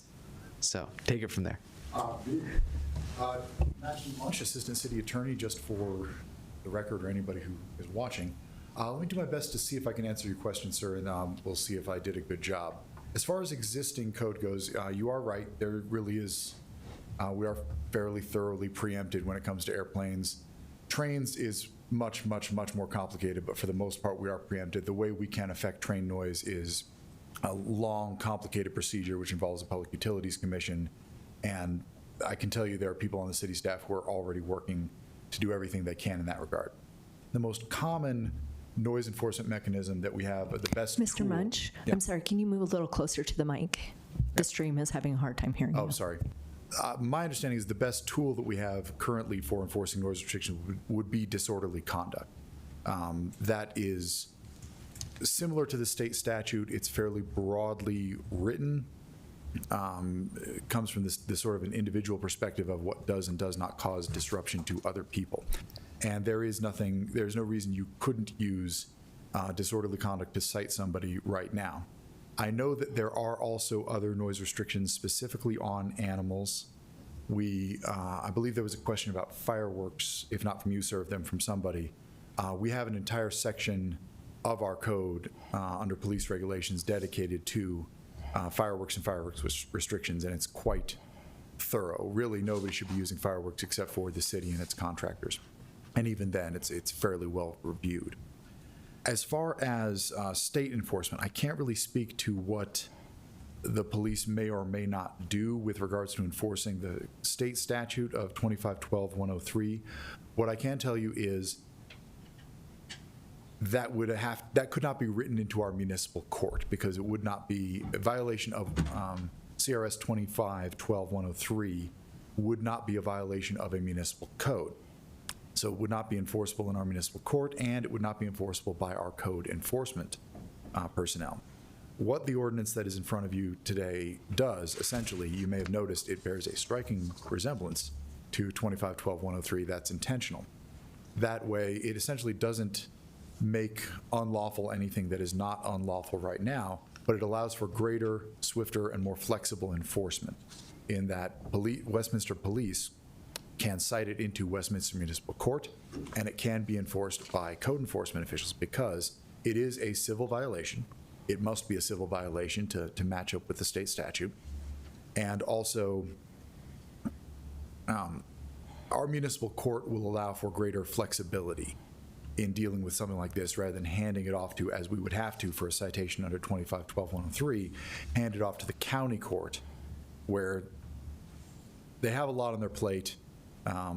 It might not necessarily be top priority. The judge might not have the time to give it proper consideration, either for the city, for the neighbor, or frankly for the defendant, where the situation can vary quite a bit as to what might cause the noise violation.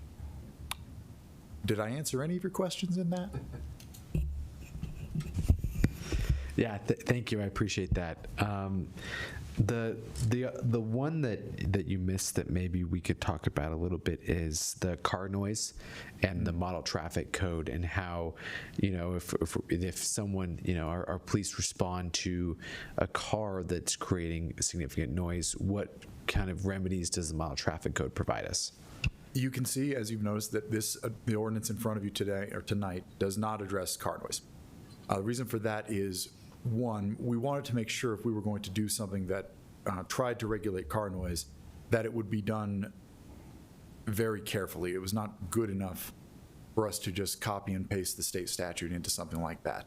There's significant questions about what are neighboring jurisdictions doing, how much luck has the state had with decibel regulations on vehicles. And that's essentially the change here. As I think I just came up with an answer to a question you asked a minute ago: what is the hole this attempts to fill? Well, we're bringing this noise ordinance in front of you primarily because I believe you asked for it. But the difference between this and the disorderly conduct regulation, which you could use to cite noise violations before, is this has numbers associated with it. This regulates the same way the state does on a decibel level, something measured with a scientific instrument. That is where this stands apart from disorderly conduct. Our traffic regulations are similar. Right now, I would have to refamiliarize myself with what exactly the model traffic code, as we have adopted it, says, but it is essentially the vehicular equivalent of disorderly conduct. It is a vehicle that is clearly not operating within the noise limits that it is supposed to, usually by virtue of a modified or malfunctioning muffler. Chief, if I'm wrong about that. That is enforceable right now. I believe there are significant practical enforcement obstacles to trying to enforce a vehicle with a decibel meter. You would have to be stationary. The wind is a factor, noise outside is a factor. Getting an actual reading from a vehicle at a fairly unknown distance, as well as identifying that noise to a specific vehicle, that is something that, if it's possible at all, we would want to talk to other jurisdictions about what sort of luck they've had with it. And we just didn't want to be left in a position where we would guess on that and bring you a substandard product. Chief. Mayor Pro Tem, councilors, those in the audience and those still online. Norm Hobart, Police Chief. Thank you for the questions, Councilor. See if I can kind of wrap them up here for you. The disorderly conduct or disturbing the peace, kind of to go back here for a second. The way that's written now and the way we enforce it is complainant calls, says, hey, there's a loud stereo, there's a loud whatever it is. We respond out there. If it's a barking dog, we have a specific ordinance for that in Westminster Municipal Code of 6-7-7 that specifically addresses animals. When it comes to the noise, like say a loud stereo, what we're asking for the public at this point in time without this ordinance is for that person to say, this is disturbing my peace. I'm bothered by it. So there's no decibel meter, but you have to be willing to go to court and say, this bothers me. We write the summons, you appear in court, we appear in court with you, and then we go that route as it relates to that ordinance within the municipal court. And basically, we're there as an additional witness saying, this was loud. This is disruptive as far as that goes.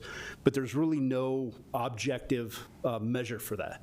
Where this ordinance comes in and says, here's some transparency, here's some objectivity to it based off of a decibel level. So that's kind of how we deal with it today as it relates to that, is specifically about the model traffic code.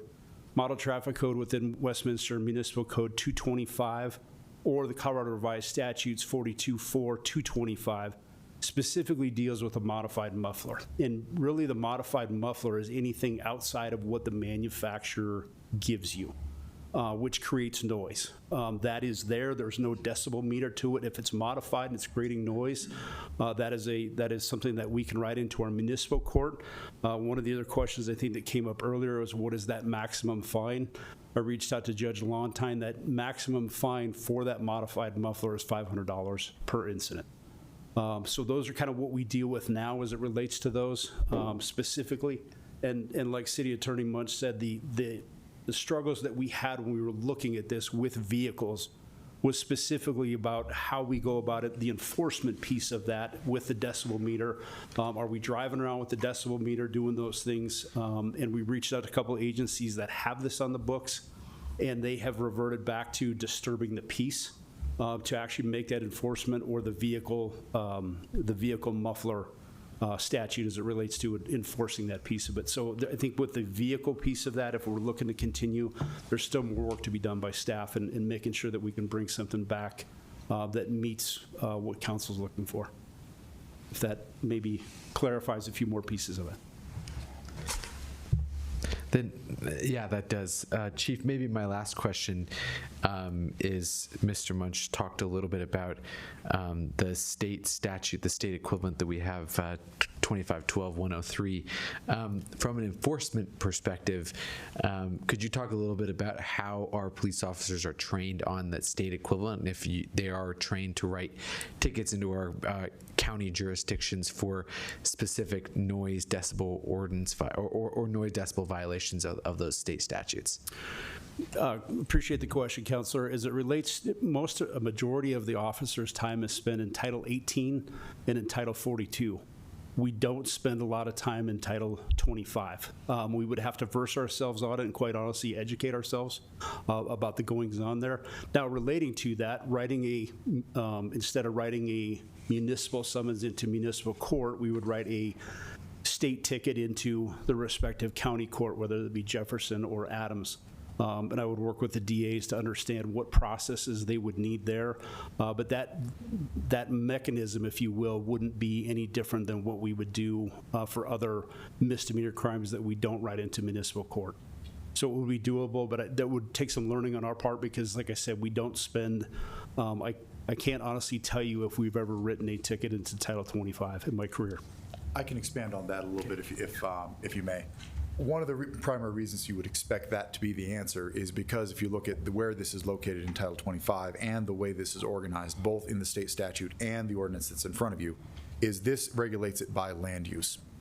This is tied to the zoning of the property, and not just our ordinance, but the state ordinance as well. That is a very convenient way to make common sense differentiations between different parts of town that you would expect to have different noises at different times of day, but it's state land use regulations or even county land use regulations are not something you typically rely on the police department for. If it rises to the level where the police department is going to respond to a state land use regulation, they're going to have something else like disorderly conduct or worse to respond to. That's the benefit of having this, even though it only prohibits those same things prohibited by state code. This brings it under the ambit of the Westminster Municipal Code as a civil violation, can be investigated and enforced by code enforcement officers and in our municipal court. I would not expect, it would be the very unusual situation here or anywhere else that would have city police officers doing any sort of enforcement on a state or county land use code. Thank you. Councillor Ireland? So I can see this working at night between, this is what HOAs usually do, between 11 and 7. But during the day, do you know that normal conversations is 60 decibels? Vacuum cleaners, 70 decibels, lawnmower, 85 to 90 decibels. Aerators, I know, are even louder. Children playing exceed 55 decibels. So it seems a little low for the daytime, 55 decibels the daytime. I can see nighttime when people are trying to sleep, but I can't see the daytime decibels. And also, no clear process for warning before citation. So ordinances appears to allow immediate enforcement and potentially not require a complaint, a warning, an opportunity to comply. I don't see any of that in this document.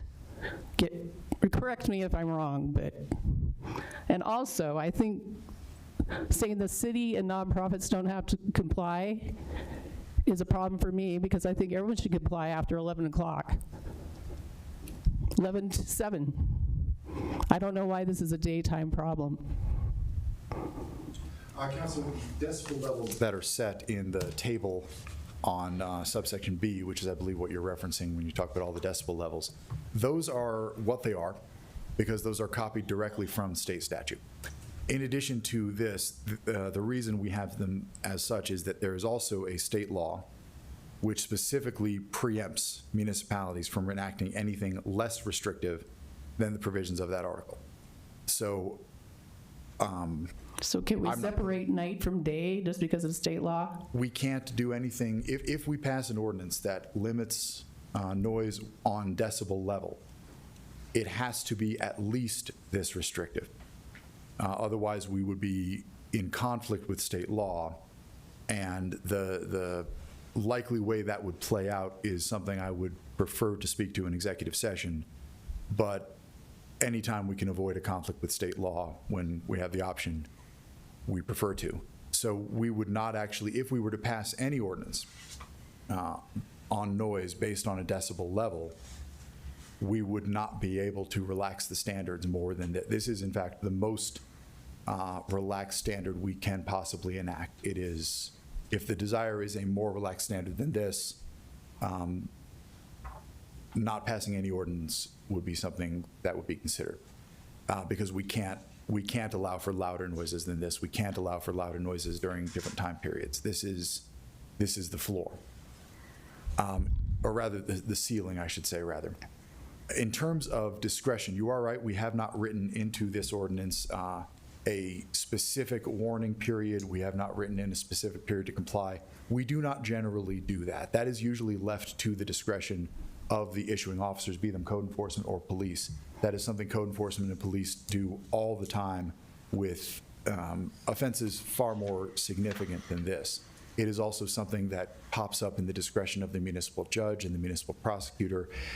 It is not, we don't generally like to write those sorts of mandates if we can avoid it, just because it's better to have the people, the men and women on the ground faced with the actual situation, faced with the actual defendant, making the decision about what is best for that situation. You could have a first offense that is utterly egregious and someone doing something clearly beyond the pale and unapologetic for it.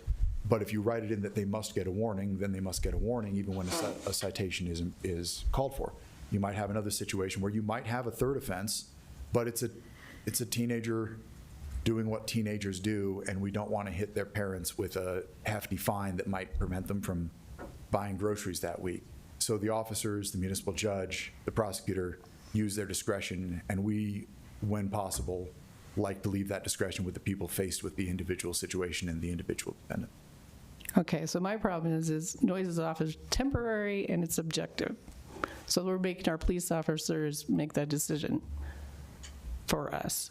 And there's no like opportunity to comply. It's just whatever the officer said it is. I understand the objection. We do this all the time with all of our laws, with serious laws. Officers give warnings on traffic violations. I've received 1 or 2 myself, in addition to 1 or 2 well-deserved tickets.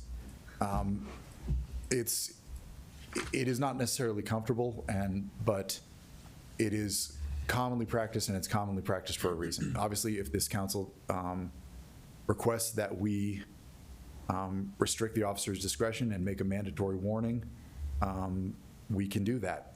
But that is not our favored approach. We prefer to leave discretion with the officer, the prosecutor, and the judge faced with the actual situation and faced with the actual defendant.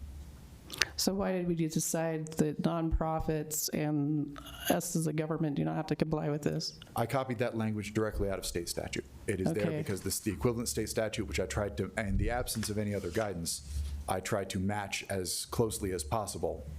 It is exempted from the state statute, therefore it is exempted here. We certainly could, that minimal restriction, we are allowed to be more restrictive than the state statute, including on ourselves. If we wanted to impose limits on ourselves, we could do so. But the state did not do so, and when drafting this ordinance, I had not been given guidance to draft it any differently. So how will we accurately measure the decibels?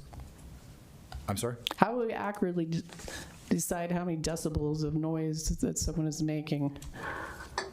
Well, there would have to be a measuring device, decibel meter. There, you may see in subsection 1 what I did to save space and headache, and to allow, because we need to keep this ordinance roughly in lockstep with the state statute, I simply reference the definitions that the state uses for various terms, so that if the state changes them, it's changed automatically here. Included in the state definitions is the definition of decibel on the A scale, and the sort of measurement device that is necessary to make an accurate measurement, certain parameters of that. What is the decibel A scale? You'd have to ask somebody besides me.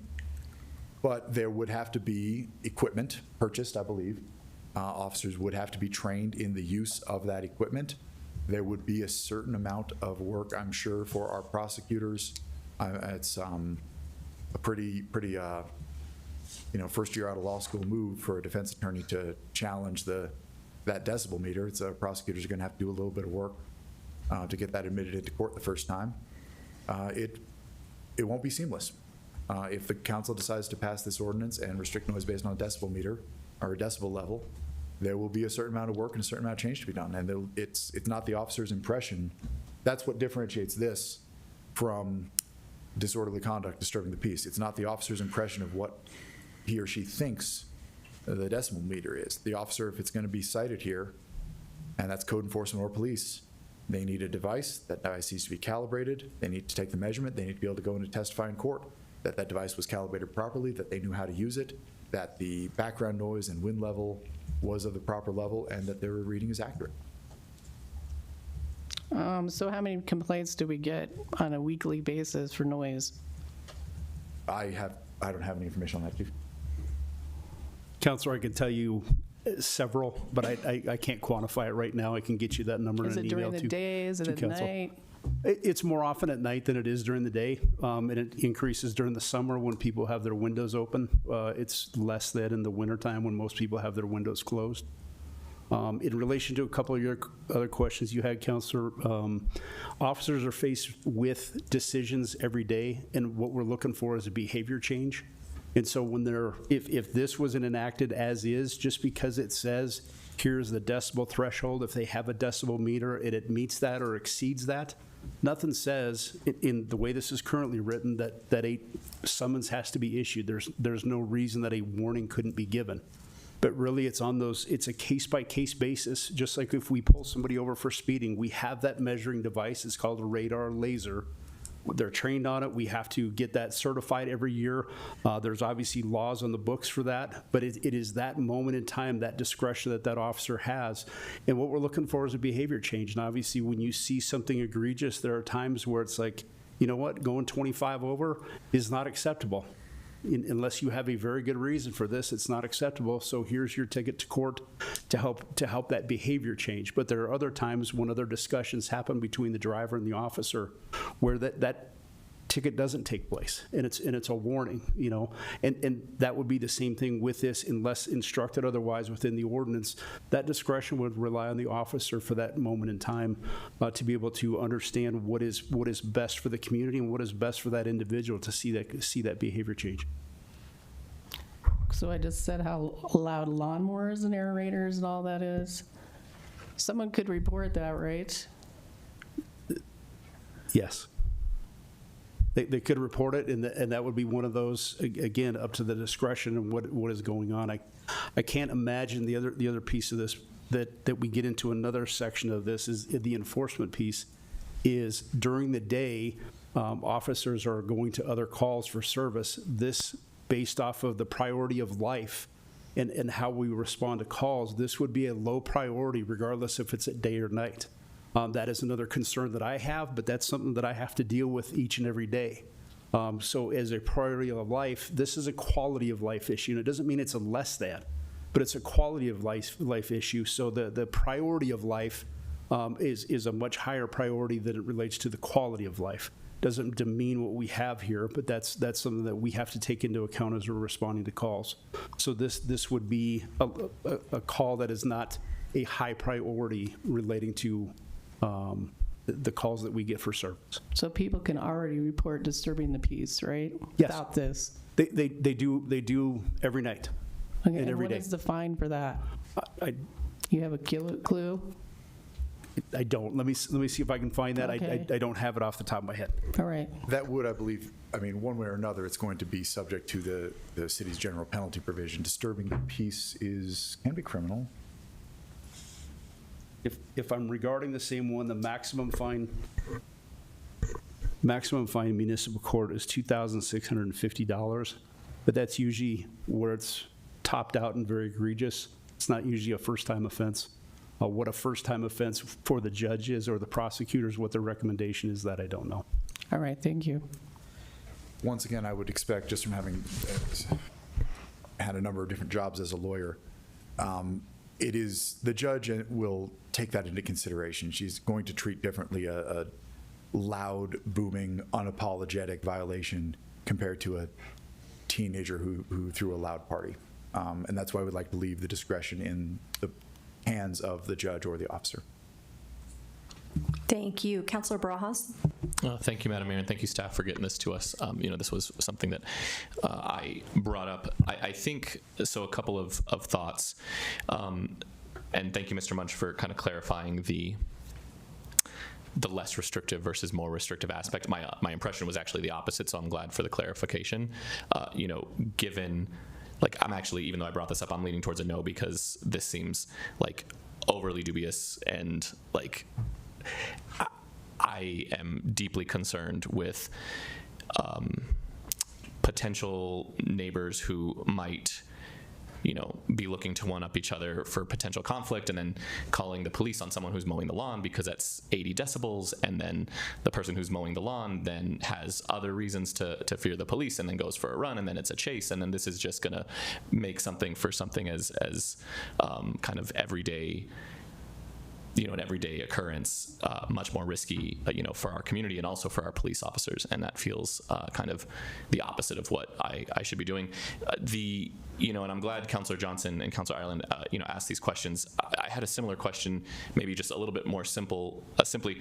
The reason why I brought this up is because, and the car noise, I'm actually less, I think it's an impact, kind of the muffler and the car running noise. I'm less interested in that, and more just if a car is parked and playing loud music, the lack of ability to enforce, and Councilor Johnson's idea of the hole that this can fix. And if it's not this, what could it be? Because I think the experience that we have heard on occasion, and whether this is a training issue, whether this is a direction issue, is residents call enforcement. Enforcement says, hey, we can't do anything about that. Sorry, talk to your city council. And then that's where we are here now. And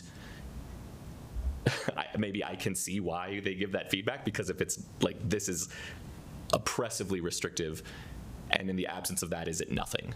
I guess is my question, right? And so if someone it's 2 o'clock in the morning, they're asleep, someone is playing loud music in a car right outside, is your experience that most, and this may be directed towards Chief, but feel free, Mr. Munch, to offer, is your experience that most residents say, well, no, I'm not going to go to court, so therefore nothing's going to happen, right? Like, I'm not bringing these charges forward, I'm not bringing this complaint forward, therefore nothing's happened. Is there a possibility that we can attend to that hole without this ordinance is maybe my question. So first, I feel obligated to speak on behalf of our municipal prosecutors in telling you that getting dragged into a neighbor dispute is just about the least favorite thing they could be faced with. I've been there myself. It is something to be avoided when at all possible. They get dramatically out of hand in a way that is entirely unreasonable and yet happens all the time. Yeah. As far as your example of a parked vehicle making loud noise, that is an interesting one, because this may or may not actually cover that. And because, as you see, this is, like the state statute that it mimics, tied to land use and to property. Yeah. If someone is parked a loud vehicle on their driveway, then yes, that would be, or on the property itself, not the parking lot, property of a commercial space or an industrial space, it would fall under this, because the use of the property is loud enough to fall under the ambit of this. If it's just somebody on the street making a loud noise, then no, it would not be enforceable under this and would not be enforceable by our code enforcement. However, I would say that a vehicle, and Chief, correct me if you disagree, a vehicle that's parked somewhere making a disturbingly loud noise is by definition disturbing the peace. Might also fall under disorderly conduct. There may be any number of other things that would happen. And I would suggest, now we don't have a decibel vehicle noise ordinance here in front of you, and there are reasons for that. But even if we did, a police officer walking out, calibrating his decibel meter and holding it up to the car might not be the most effective way to enforce that. Yeah. You still might be in a situation where disturbing the peace might be a better way to go. There is nothing stopping an officer from observing a disturbance of the peace, him or herself, although generally it would be complaint driven. And with that, I'll turn it over to the man who actually knows what he's talking about. Thank you, Mr. Munch. I don't know if I could do much better than that, Counselor.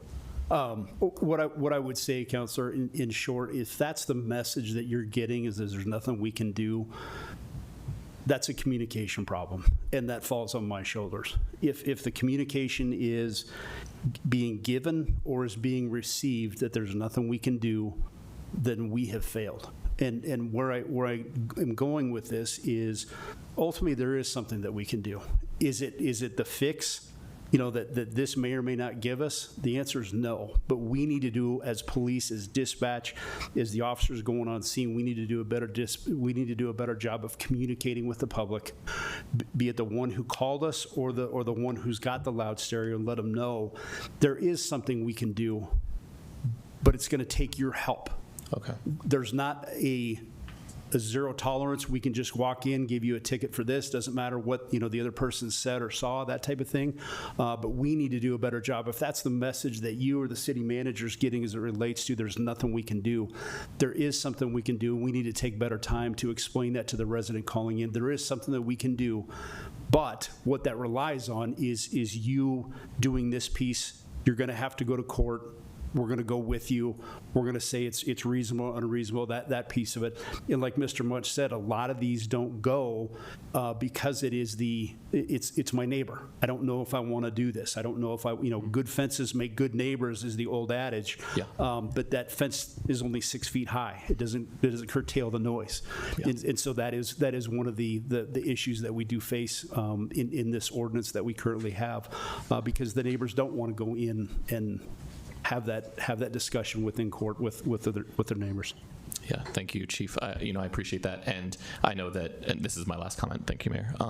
This is, I know that you and the members, of your force would kind of take the direction and run with it, and I appreciate that. So I'm not necessarily going to dump on you a policy question, but just my final statement is, while I appreciate kind of the communication there, the ownership of it, and I would be very, very interested in continued conversation on how we can continue attending to this, especially in light of my vote no on this. I just think it creates a very unsafe environment, given, that we have to insist on a daytime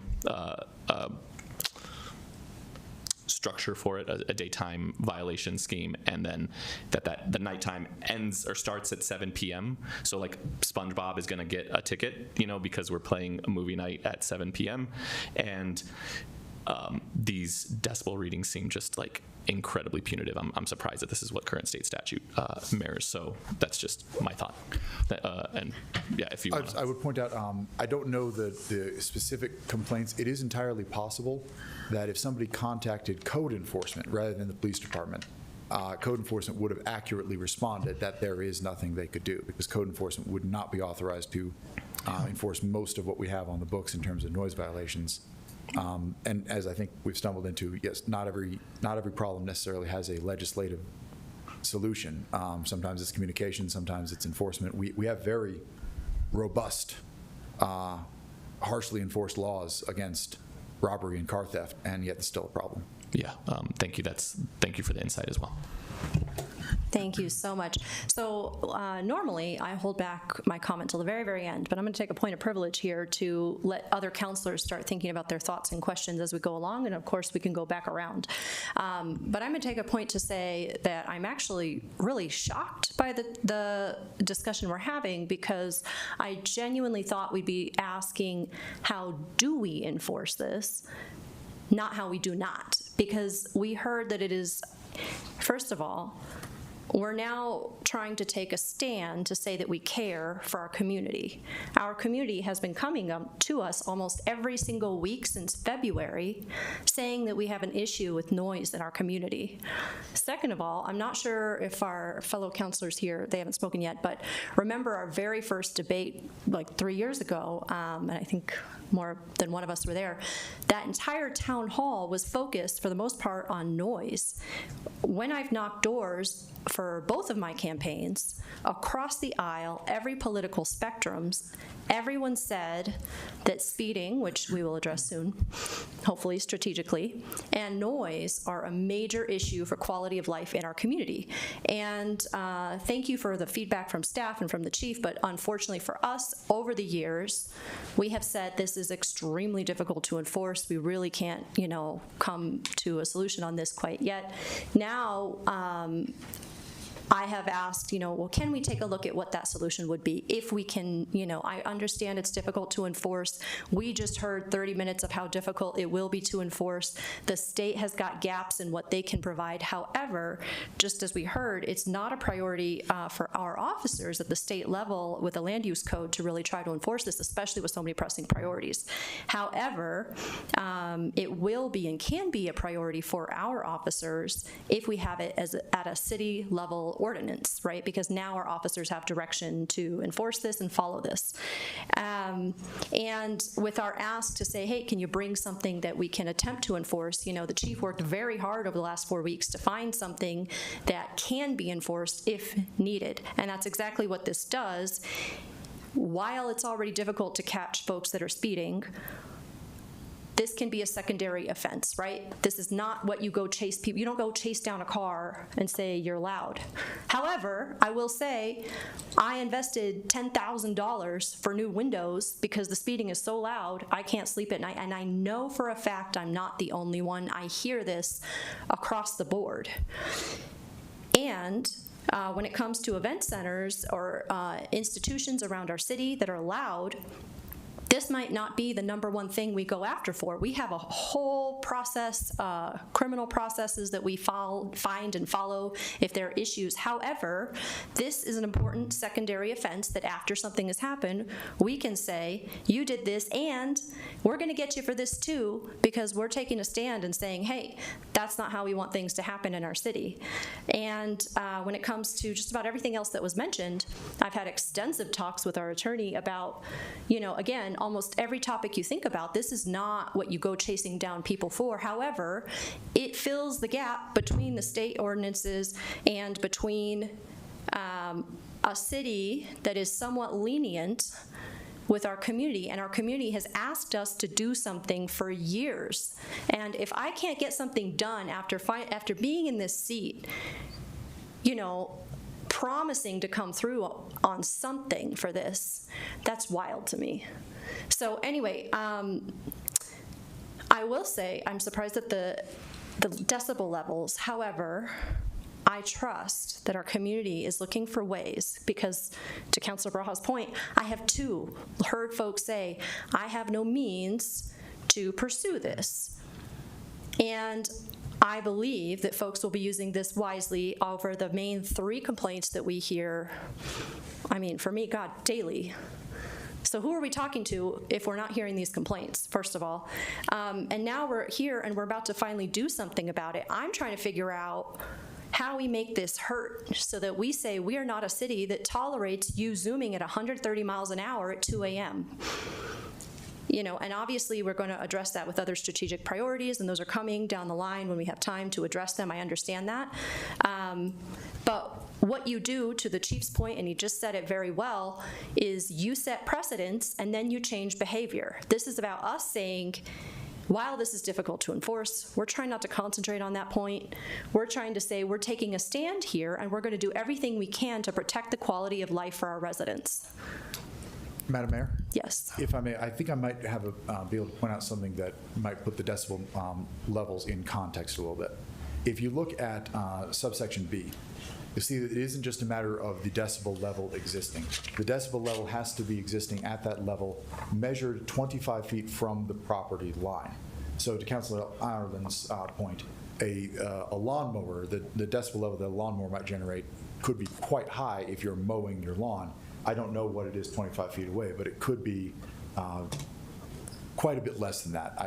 If I remember my high school physics, wave functions usually diminish with the square of the distance. So the decibel levels here may not be quite as harsh as they may at first seem to be, although they could be. I don't objectively know what they are. Additionally, I would point out that the way this is written, the actual violation is, again, this is subsection B, that the noise conducted in a manner that is produced is objectionable due to intermittence, breed frequency, or shrillness. The measurement of the decibel level is prima facie evidence of a violation. It is essentially evidence that can be brought into court, but it is usually a rebuttable presumption that it is still possible for somebody. This is essentially, the judge will consider this as prima facie evidence that you have made an objectionable noise due to all of these factors. But again, discretion of the court. The judge could look at the individual situation and decide different. The decibel level is a strict guide to the judge, but not a pair of handcuffs. Thank you. And of course, it's also in there that it only counts if the wind is at 5 miles an hour, which is almost impossible here, right? I mean, we have a lot of windy days. And again, I realize this makes this very difficult, and that's what I've been hearing from our staff. And I'm so grateful that you've done all this enormous work to bring something to us, regardless of the fact that it's so difficult. But on those rare occasions when we, for once, are able to get the wind below 5 miles an hour and we're able to stand 25 feet away and we're able to say, you've done this, and with my reader, I can also see that you're doing this, and it is in the middle of the night.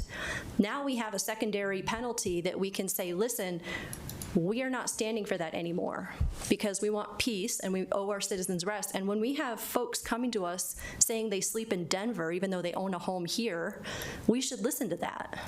My understanding of the 5 mile per hour restriction is that it is a technical requirement, that the wind noise itself will register and you won't be able to get an accurate reading if wind is higher than that. Understood. Thank you so much. Okay. Councilor Rosati. Thank you. This has been super informative.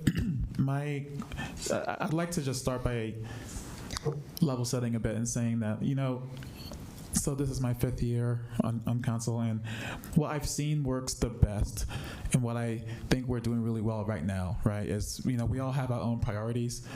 There's 7 of us, but we all have shared priorities, and our priorities are, there's a lot of overlap. It's shared with residents. We hear a lot of input and feedback from residents, so there's that unity there. But from a prioritization standpoint, what I like to do is a divide and conquer almost, right? Where we can all care about a topic like this, or speeding, or affordability, but in terms of stakeholdering and having those, going above and beyond to making sure that we speak to various stakeholder groups and so forth. Each counselor can't do everything, right? So divide and conquer works really, really well. We all have our specialties, right? Mayor Pro Tem is good on transit, and she's doing that stakeholdering and that deeper dive, and our mayor is good on sustainability and stuff like, right? So my priority has been affordability, and I've been doing a lot of stakeholdering, and I just wanted to start with that because this is an issue that is really fascinating to me. I personally speak to a lot of people, and I must not be in these groups where, in these circles where this particular use case of noise has been prominent. I've heard a lot of noise complaints, tons of them, but from what I'm hearing tonight, it sounds like, we're not talking about, and I've been writing a list as we've been going through all these questions. This is not going, so to me, the biggest amount of noise complaints that I've heard are what's not covered. So we're not talking about trains, we're not talking about city-related noise, we're not talking about planes, cars speeding, chickens, by the way. I'm curious about the chickens. That's coming. But fireworks, we're not talking about fireworks. So that's what I've heard the most from people. And this is not addressing any of that. It's really, so my question was going to be, so I know it was Councilor Barajas and the mayor mainly, right, that have been stakeholdering on this, to my earlier point, and deepening dive. So I want to trust them and trust that they have a lot more information than I do. So my question was going to be, before you made your comments, was going to be to just ask, what stakeholder group are we actually trying to target if it's not that long list? I think it's been answered through the various questions, who we're talking about, and it's very, very, very narrow in terms of, what I just don't want is that we're targeting unhoused or lawnmowers. It needs to be of importance and care and sensitivity, because what I don't want is for this to be some kind of back end of arresting more people who are on the streets who may be making noise for mental health issues. By the way, we have a mental health crisis that we rarely talk about, but someone going through a mental health crisis should not be arrested because of the noise that they're making. We have co-responders for that. We have created programs within the police department to address unhoused related noise levels, let's call it. So I'm still kind of confused as to which stakeholder group it is that we're actually going for, since it's not trains, planes, or city. But I will say that I trust the folks who are deeper in my colleagues who are deeper in this. So I'm going to reserve and just continue to listen. I'm open to approving this. I would personally, from what I've heard so far, love to see a more narrow. I think we should talk about the city-related noise. I do hear that one quite a lot, and increasingly so. I think that should be a specific target. And speeding, to the mayor's point, speeding-related noise. That to me seems much more of a priority than everything else. And again, I don't want. So, for example, one of the things that I see is this will require a noise task force. to be created to support the implementation. So a noise task force within the police department. And from what I see in the budget list, obviously speeding is a much more priority, and I would love to see that go to a speeding related task force. So I know we have a regional task force, but much more speeding related resources added to the police department. So I have a lot of questions, but again, I'm just gonna continue to listen and lean on my colleagues who have been deeper dived into this. Councilor, if I may, in regards to the noise task force, that was an option presented to council by City Manager Andrews last week, just as an option to make a quick impact on this. As it relates to resourcing, not something that's at the top of my list, but wanted to bring that forward to council for consideration relating to the noise piece of it. So that's where that came into relating to the budget side of things. Councilor, if you'll indulge me, I may be able to address some of your points. This ordinance, as it's currently written, our current approach would be the worst tool possible to try to target unhoused people. This, by tying it to land use, the person liable for the violation, the person who would be summoned, would be the property owner. That is who is responsible, and by definition, that cannot be an unhoused person. So this ordinance is uniquely incapable of being abused in that manner. As far as fireworks and speeding go, it is unlawful to detonate fireworks in the city, whole stop. We have another section on that. Speeding, similarly, anybody who sets off fireworks or speeds is committing a crime independent of the noise. And it's real that you really have sort of an enforcement issue there rather than a gap in the law. Those are activities that are already prohibited, and prohibiting them more may not be the most useful approach. So this wouldn't even help those use cases at all? Well, those use cases are already, for fireworks, for instance, if someone sets off fireworks, they are already violating the Westminster Municipal Code. If someone speeds, they are already violating the Westminster Municipal Code and the Colorado Revised Statutes. Yeah, but as we know, it's not working. So whatever we have on the books, it's not working. We have speeding that's getting worse. Fireworks every year, as we've got, it's bad. So my question was, would this be a secondary offense that could help those issues, since whatever we have on the books is not working for speeding and fireworks? So is there any benefit to that this could have with those issues? This would not address those issues. This is tied to land use. Unless someone is managing to speed in their own driveway, this would not be. So it is restricted just to the property, and this ordinance is, yes. Okay. And as we discussed, you would need a separate ordinance to deal with vehicular noise and the problems of that.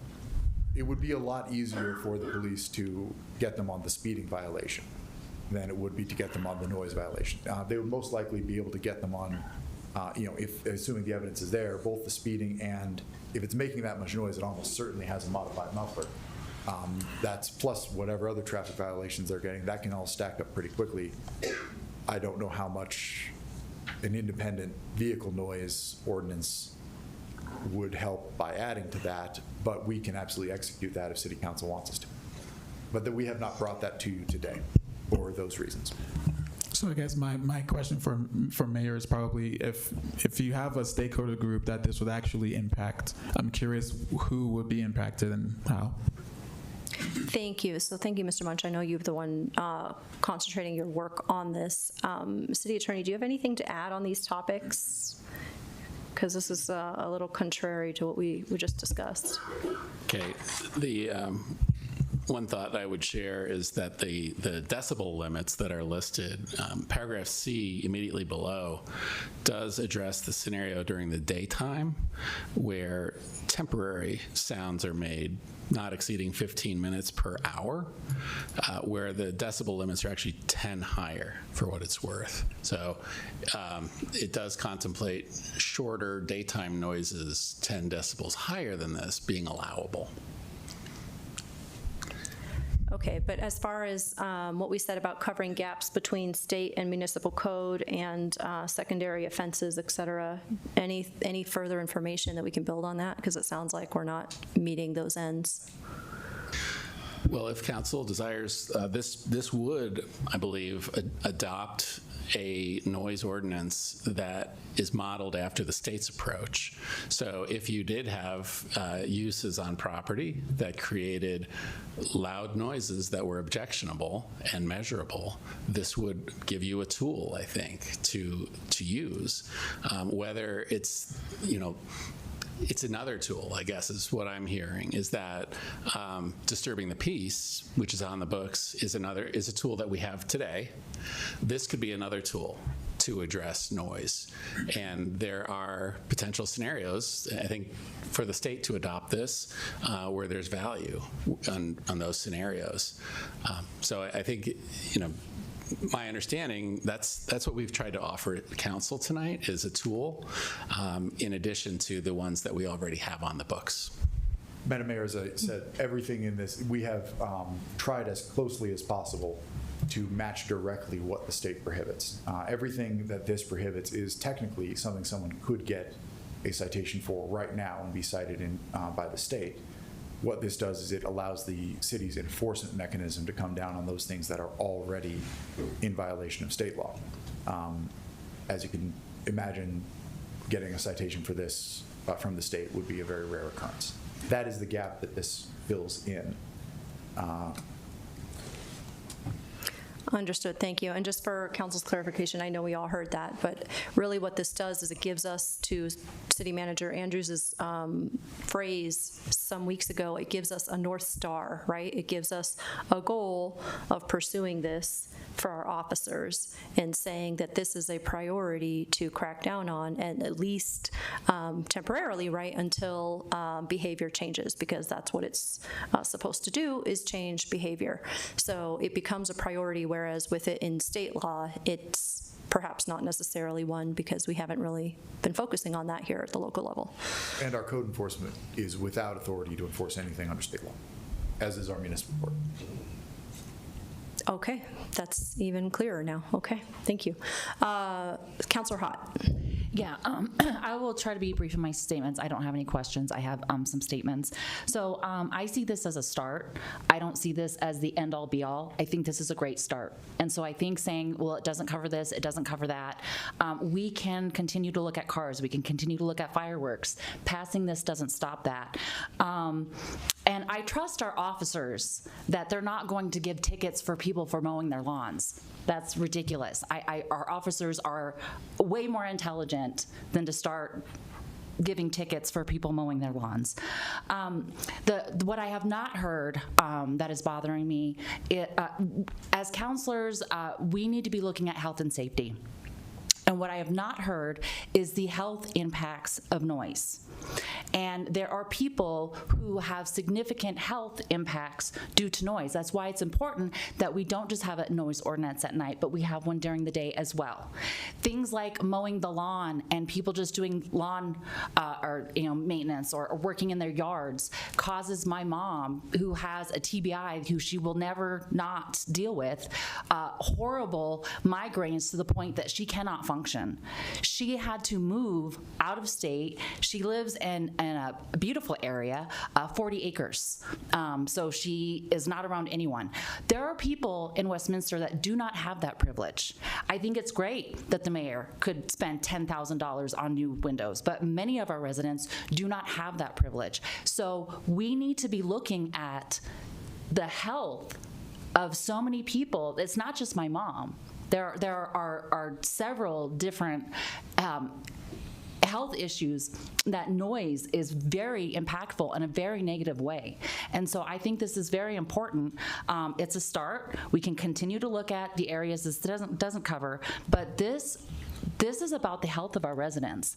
And not every resident has the money to go buy an area with land to replace their windows. And we need to be looking out for their health as well. So that's all I want to say. Thank you. Mayor Pro Tem Nurmela. So I've definitely gone back and forth and just in my thinking with everybody's comments, so thank you for everyone's contributions and questions. I did just want to clarify, or get clarified for me. So it seems like residential complaints for noise and like, that's less likely to be an outcome here just based on dynamics between neighbors. But potentially, if there are more commercial violators, maybe this gives more teeth for that. Is that fair to say? That, or in terms, I guess it gives teeth to residential complaints as well, but do you see maybe more follow through on commercial? Mayor Pro Tem, obviously this is an educated guess. Based off of what we've seen, I would say the residential complaints would be similar or the same, because they know it will probably end up in court with one of their neighbors. I do see this as being used more often when somebody's complaining about a commercial or industrial area where there are noises coming from, as opposed to right now, I can't say that we have a lot of complaints of commercial business, industrial, complaining about another commercial or industrial area. This would be, I can see this being used more with a residential focusing on a commercial area, if that helps. Okay. And then my second question is, so right now we have excluded city, run events / activities. So if we're doing July 4th, making a lot of noise, at this point, as it's written, we're not going to be subject to this. And then secondly, if Top Taco is like super fun and loud, past 7 p.m., somebody could complain and ostensibly be subject to this. Is that right? I'll let the attorney speak to that. As currently drafted, that is correct, assuming that the business you referenced has ownership of it. It's an not event, a boat. yeah. I would point out that if government-created noise is, particularly government city Westminster, I don't think even if we were to write this, I don't think we could make this applicable to the state or county operations within the city. But if City of Westminster created noise is an issue, you could certainly amend this ordinance to take care of that, but you wouldn't need to. The city manager, as the city manager, would have authority to essentially set internal rules for how loud those events can be and enforce them. The city can do that without this ordinance if that is an issue, or if city council directs, we can change this ordinance. So for events, do we also have event permits and things like that address noise? I'm sorry, I don't know. I don't know how it works when we, certainly for events that people apply for, I believe noise is a factor that we consider. In terms of events that the city holds itself, I simply don't know the procedure, I'm sorry. Okay. I'm just thinking I'm trying to think of what outcomes might we not enjoy from adopting this. And maybe if it is an event that is a private event but happening in a public space, that we would use our discretion to. This is a hard. I would point out the reason, and what we're talking about here is subsection I. Subsection I is word for word from the state statute. So whatever problems this creates for us, this is one of the advantages when trying to mitigate unanticipated consequences is somebody else might have already encountered those consequences, or at least we're not inventing new territory here. In terms of a private event on public property, this would not be a great tool for that. The permit might be a better way. Like I said, I do believe that events like that, I think noise is a factor. But if they are there at the city's discretion, there might be better ways to deal with that. And anything that's going to get to that level likely would have a possibility of police having a chat with them about disturbance. Okay. Okay, thanks for letting me poke. Did you have answer to that? Just to your point, Mayor Pro Tem, the discretion is what this is all about. There's not an officer that works in this police department, I can't speak for other police departments. There's not an officer that works in this police department that wants to go out and write a ticket to somebody that's mowing their lawn. Does it warrant a conversation? If it's a call for service and we have one resident complaining about another resident mowing the lawn, that will generate a call for service and that will be a police response. So we will go do that. But the idea that an officer wants to go write a ticket to somebody mowing their lawn with this police department is going to be very, very hard to find. Okay. Yes. Thank you. I'm going to ask a quick question. It hasn't come up before we move on to repeats. What other cities in our area have this ordinance or have a noise ordinance on the books? I'm sorry, I do not know the answer to that question. Okay. In one of my memos, I did get a list, but I was hoping you had it off the top of your head. Okay. Councillor Johnson. Thank you, Mayor. And I don't have any more questions, but I wanted to kind of wrap up and give my thoughts, as I know a couple of councilors are on the fence. That, to me, this really comes down to our theory of criminal justice and how we view our justice system. I don't believe that passing this ordinance will lead to any significant change in police behavior, any new change to the way our existing ordinance are being enforced, other than to remove police officers' discretion on a call. The way our ordinance are written out right now, when you have a disturbing, we're not, this new ordinance doesn't cover cars, it doesn't cover trains, it doesn't cover planes. What it does cover is people and maybe animals, depending on people's behavior and maybe their animal behavior, although 677 really does cover that well. So when we're talking about people, we have 623, Westminster Municipal Code 623, which covers disturbing the peace. And when someone is disturbing the peace, that is actually a really flexible standard that our police officers can apply. So Councillor Hott, to your point, if someone doesn't meet the noise decibel level under this current proposed ordinance, but they're disturbing someone's peace, that can be an offense that an officer can write a ticket for. In fact, I'm sure they do. They don't go out there with decibel readers, but they do write offenses all the time for noisy neighbors when that comes up. But if we were having the conversation around repealing 623 and replacing it with this, I think that conversation is much different than adding this as another layer in our justice system to control people's behavior, when the reality is it isn't going to address the complaints that we hear. It isn't going to address those cars that are speeding. It isn't going to address the planes that fly low overhead. And at the same time, what we're doing is arguing that by throwing the book at someone, by adding this additional ordinance, we're somehow going to deter behavior, and that's fairly categorically false. When you look at the theory of criminal justice, what really changes behavior is the level of policing that occurs. It's how our police are interacting with our community. That's how those officers are responding to those calls.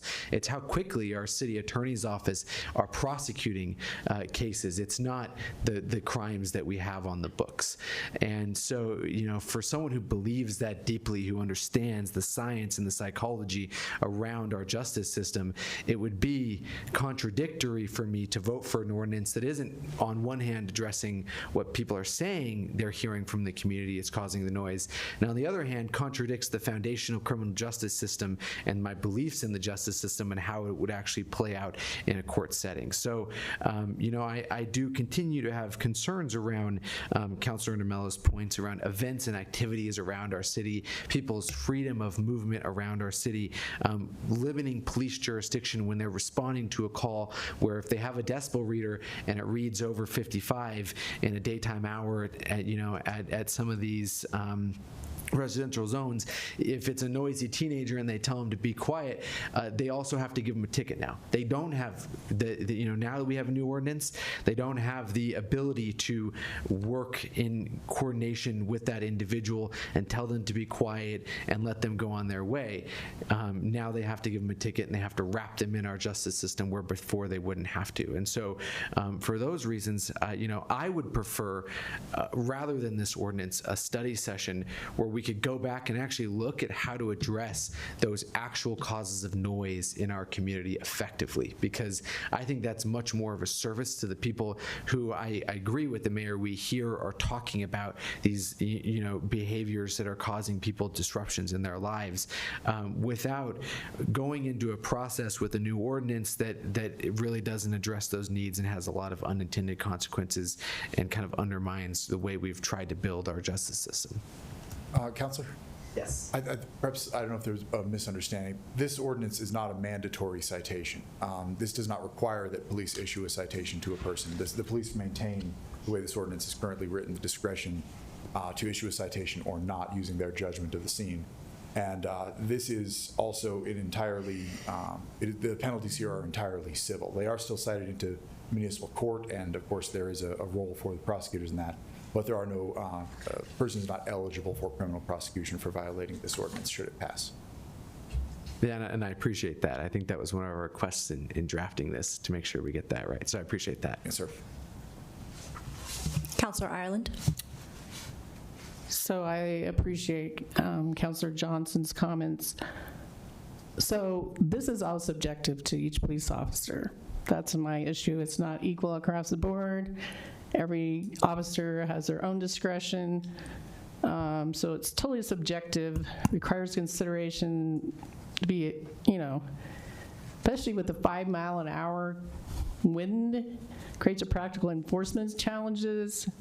It can make the citation difficult to sustain. I think if any of this goes to court, it's probably not going to hold up because there's just too many variables. And I think it's a waste of taxpayer money and police officers' time, honestly. Councillor Zadi. Thank you, and I was smiling inside because I'm just proud, right? There's a lot of expertise that you heard, and it kind of confirms, what I mentioned earlier about each person has their strengths, and I think all of our strengths make us much better. So I've been listening, and it's been quite fascinating because I've gone back and forth similarly to Mayor Pro Tem this entire time. I've also been trying to, so my actual question the first time, I'm trying to kind of answer it on my own, because my question really was, what are some examples of what this would actually do for us? What I have so far is like house parties, perhaps, like loud music, and residents complaining about commercial activities. As to what this would actually, some examples of what this would actually cover, because as we've heard, it's not trains, it's not cities, it's not planes, not cars, not speeding, not chickens, not fireworks. So my only comment would be, I'm still on the fence, and I am definitely, though, on the side of whatever we do, we need to include city operations. I'm always a proponent of walking the walk, and we cannot ask residents to do something we're not willing to do ourselves. So if we're going to go ahead with this and change behavior on the resident side, we as a city need to also be included in that scope, would be my only thing. Councillor Barajas. Thank you, Madam Mayor. I have a few follow-up questions based off of this conversation. So the 25 feet in terms of the decibel reading, let's just say we're at Top Taco and someone, in the Ascent building calls, obviously this wouldn't go into effect by then, but like hypothetically speaking, in that situation, where would the 25, because that parcel, so the ordinance says, and I've scrolled a ton, so I've lost it, but the 25 feet from the property line, I believe, is what subsection B. Yeah. Thanks, and I'm on the wrong page, but yeah, in subsection B, 25 feet or more, they're from in excess of the decibel established for the following time periods. So if there's a concert stage that the city is putting on, and if the city is written into this or is enforced via city manager's discretion, where would that 25-foot measurement be taken by the officer? Would it be from the person's, in some sort of triangulation of the person who's making the call and the complaint? Would it be just a random 25-foot point away from the established property line, and then would the officers need to know where the property lines for each land designation is?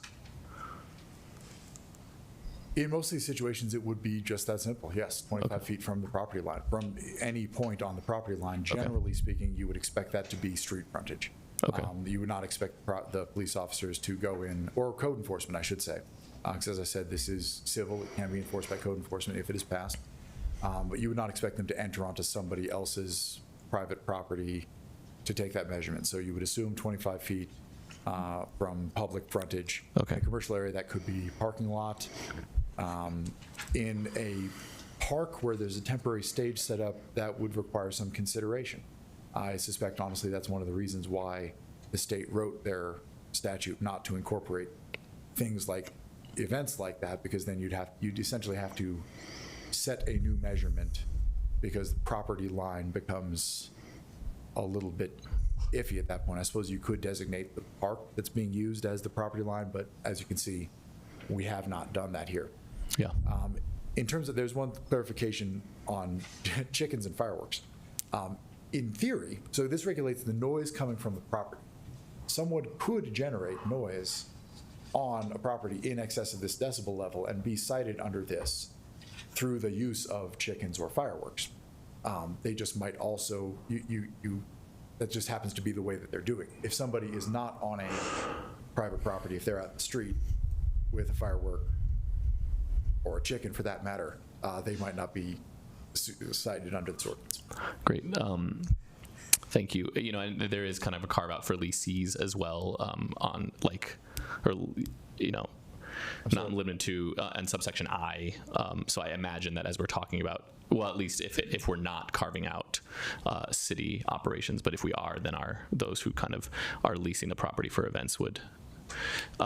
Anyway, so I have a few other questions, and then some general comments, and now I've kind of forgotten them. But I think what I do want to attend to is I would want to clarify that my attempt to get this right is not an attempt to do nothing, and I would push back on any sort of interpretation that us not engaging with this ordinance as written because of some critical flaws that we're viewing is some sort of attempt to engage or celebrate in an unhealthy environment with noise. I know that this is something that's been far preceding, honestly, any of our times on council.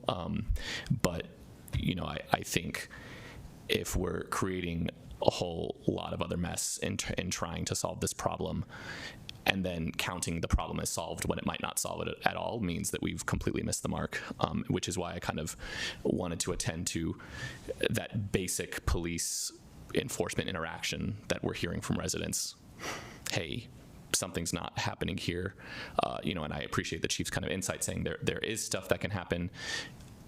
I do remember, sorry, so I'll go back to the question, because I'm kind of confused on this in terms of like municipal code, municipal court enforcement. So right now we have 677, which is a municipal code. So disturbing the peace does go to our judge in our municipal court there in South Westminster. Is that correct? That is correct. However, there is a parallel state statute that officers may sometimes cite a person into county court for a almost identical violation. So right now, if someone is cited, let's just say this is already something that could happen, but if we're tacking on a noise complaint to, like, without this ordinance, we would send them maybe to municipal court for disturbing the peace, and then we would send them to county court on top of that for disturbing or for violating one of these noise ordinances or noise laws by state. You mean right now? Yeah, without this law, let's just say like today, right now, outside this happened. In theory, that could happen. I would expect it to be unlikely for the very reason you're pointing out. It would be, this state statute upon which this is based is an unusual thing for a person to be cited for. In my time as a deputy district attorney, it certainly never came up, and I never heard of it coming up, and I wouldn't expect it to, because it is fundamentally a land use regulation. It would be an unusual thing for any police officer to cite someone for whatever the state equivalent of code enforcement would be expected to. So if it was, I'm sorry, if it was, if this ordinance were to pass, then yes, a person could be cited for both offenses. One of them is, I believe, disturbing peace can be criminal, and this is exclusively civil. You could cite them both into the municipal court on one charge. The municipal court would have some work to do to balance all of that, and then there's other considerations in terms of to what extent the charges overlap, but they would both go to municipal court if this ordinance were to pass. Otherwise, I would frankly expect the disturbing the peace to go to municipal court alone and nothing to be cited to county court. Great, thank you for that. And just a final comment on, I guess I appreciate that. My understanding, what I'm hearing you say is that this is, a little bit more persuasive to me, that we can kind of hold this all within our kind of municipal court system, which is helpful, kind of offering kind of a very much more closed loop process, as opposed to sending people to county court where we kind of have no real follow-up or follow-through. I did want to mention for this body and for those who, I've stakeholdered with and who are, kind of watching this live or recording, I don't think my concern is that our officers are going to go write tickets for leaf blowing, but that they're going to be called to those situations. And not only is that more dangerous for our police officers, but oftentimes,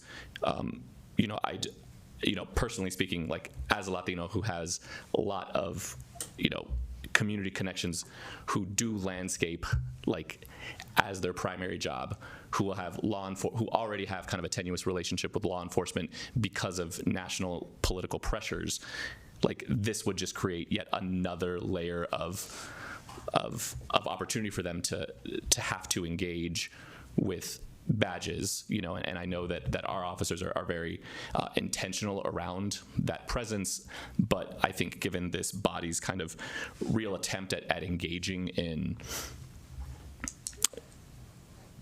proactive and diligent action towards immigration in our society, kind of having the opportunity for us to have more calls of law enforcement service to these things, even if it is for the general health of our society, right? Like I get it. I guess I want to communicate. I would love to have a quiet city. I would love cars to like literally never be able to be modified. I would love for no one to speed. There's days where I wake up and I just go for a drive at 3 a.m. because I hear the loud racing and I just try to see it.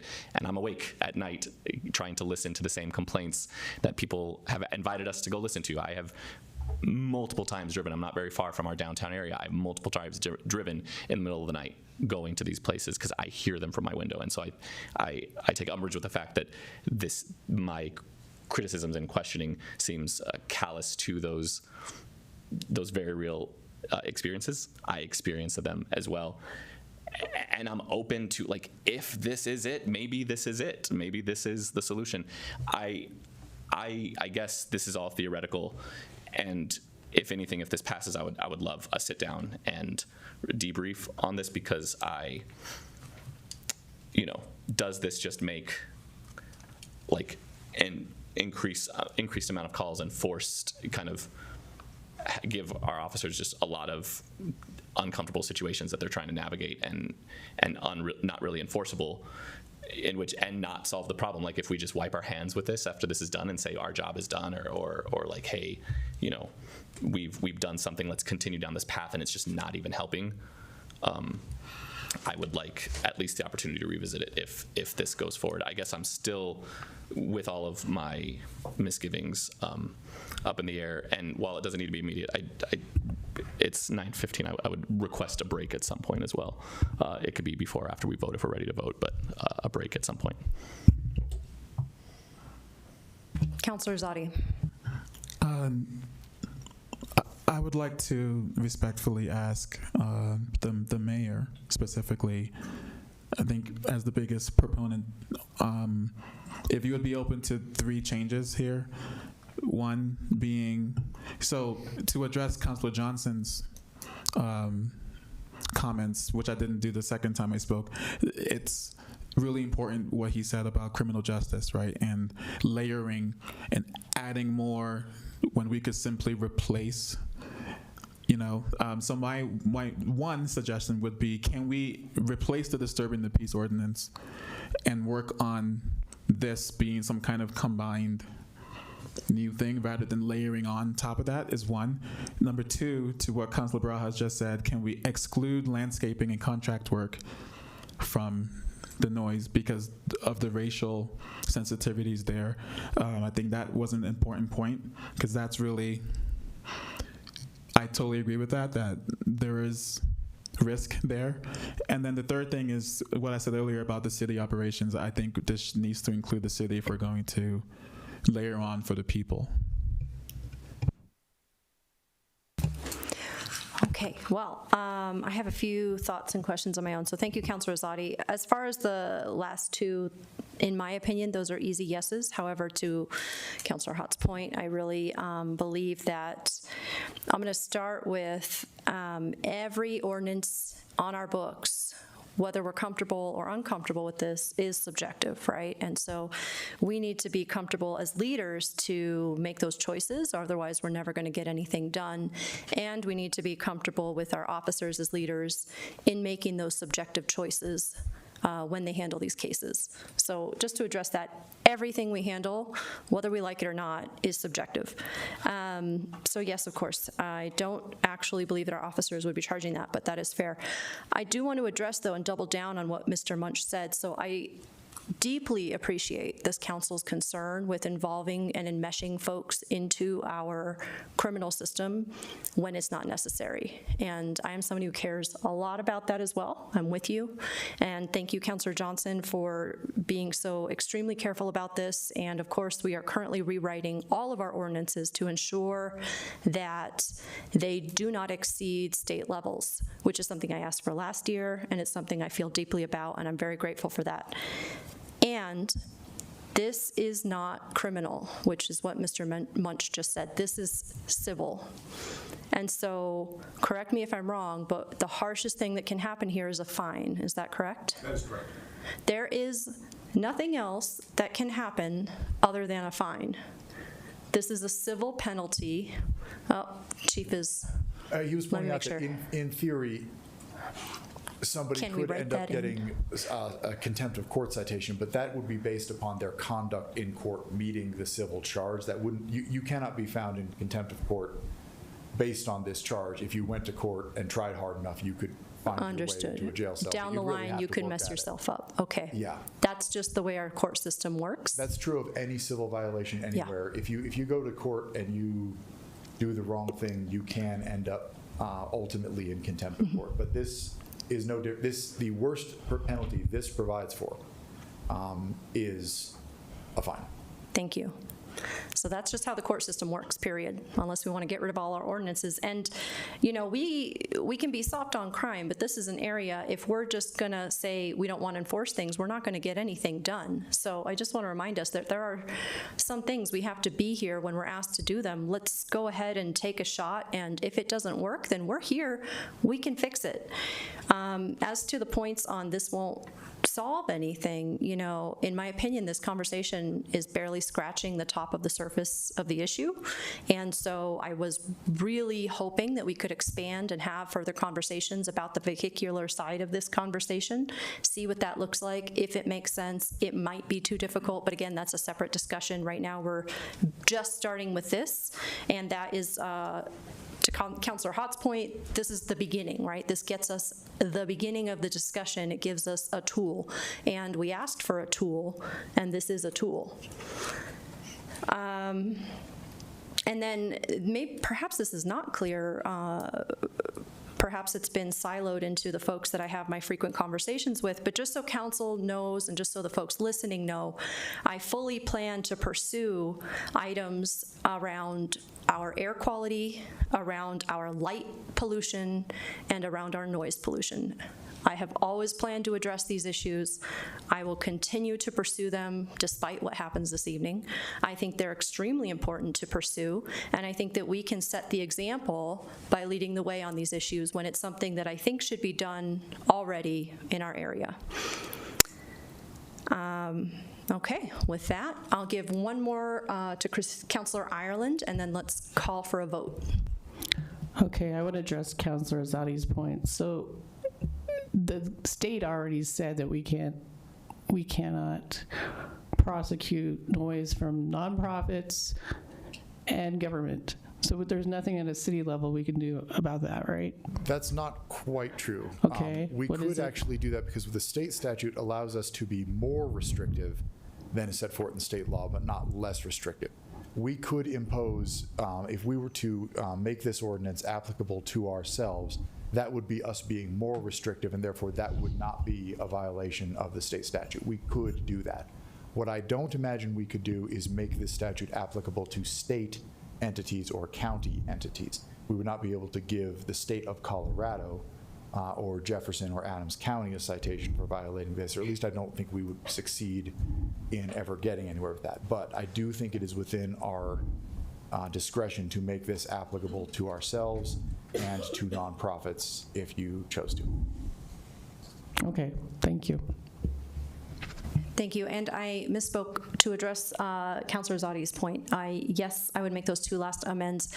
I would say no as far as the first amend, because again, this is a tool. Right now, our officers are not pursuing noise ordinances in, they don't have a noise ordinance to pursue, right? And so disturbing the peace, residents aren't aware, A, that we would have something that they can use, and B, our officers are not charging, using the disturbing the peace ordinance that we have, they're not charging for noise. So I think that this is an additional tool that they would be able to use. With that, City Manager Andrew. I have a point of order. Yes. Okay, I was the one that gave that read in the bill, and so I would have to be the one to agree to the amendments. And because Sarah seconded, I don't know if Sarah has to agree to them, but it's not, right. It's the person who read it into. Right, and thank so you. I would have to be the one to say yes or no to the amendments. Thank you for following closely the conversation here. City Manager Andrews.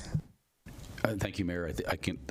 Would like to request the opportunity to provide a supplementary analysis around city actions being governed by the noise ordinance, and specifically construction activities. For example, noise is one of the community impacts that we weigh when we do street repairs or utility work.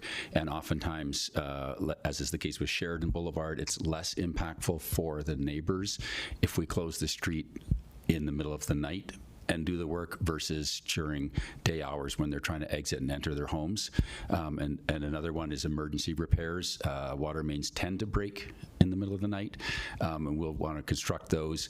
The other ones that are of a different category are neighborhood block parties for International Night Out. Those are community events that are very popular with our neighborhoods, and those happen in the evenings.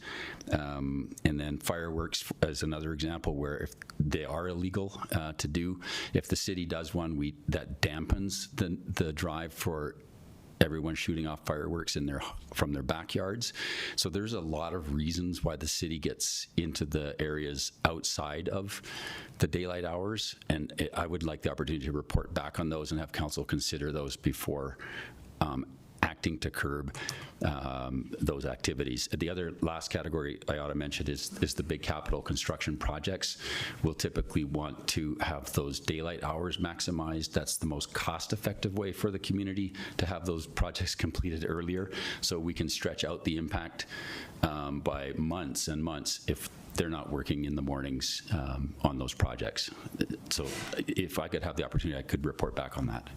Thank you. Understood. Thank you so much. Mayor, if I could also, if I might, the other thing I would ask for an opportunity to provide supplemental analysis on are things like cultural events, movies in the park, these types of Parks, Rec, and Library operations that are offered to the community. I would want to understand better how including city operations, in addition to those that Mr. Andrews coordinators identified how identifying Parks, Rec, Libraries, community events would play out under the scenario of deleting, that exception. I don't know that we want to be accused of selectively enforcing this ordinance, and we can't just say, oh, we would never enforce against the city, even though we're deleting paragraph I. So some time to evaluate that would be my ask. Thank you. Thank you. Mayor Pro Tem. Well, I was gonna say we shouldn't include that element, so I don't know where Councilor Hott is, but I would not want to add the public side of things in. So I don't know if we decided that we definitely wanted to add that into the motion. And We have not added anything to the motion. Councilor Hott was correct. It's Councilor Hott's motion. Yep. And your second, Mayor Pro Tem. So you both would need to agree to the modification. Thank you for keeping us on track. Councilor Hott.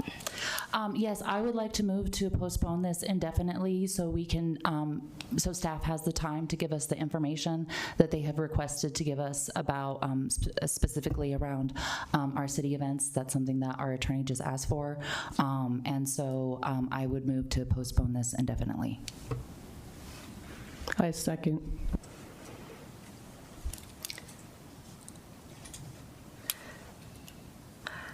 All right, roll call. Well, hold on, I'm sorry. Any further discussion on this motion, I think, but they're having a moment here.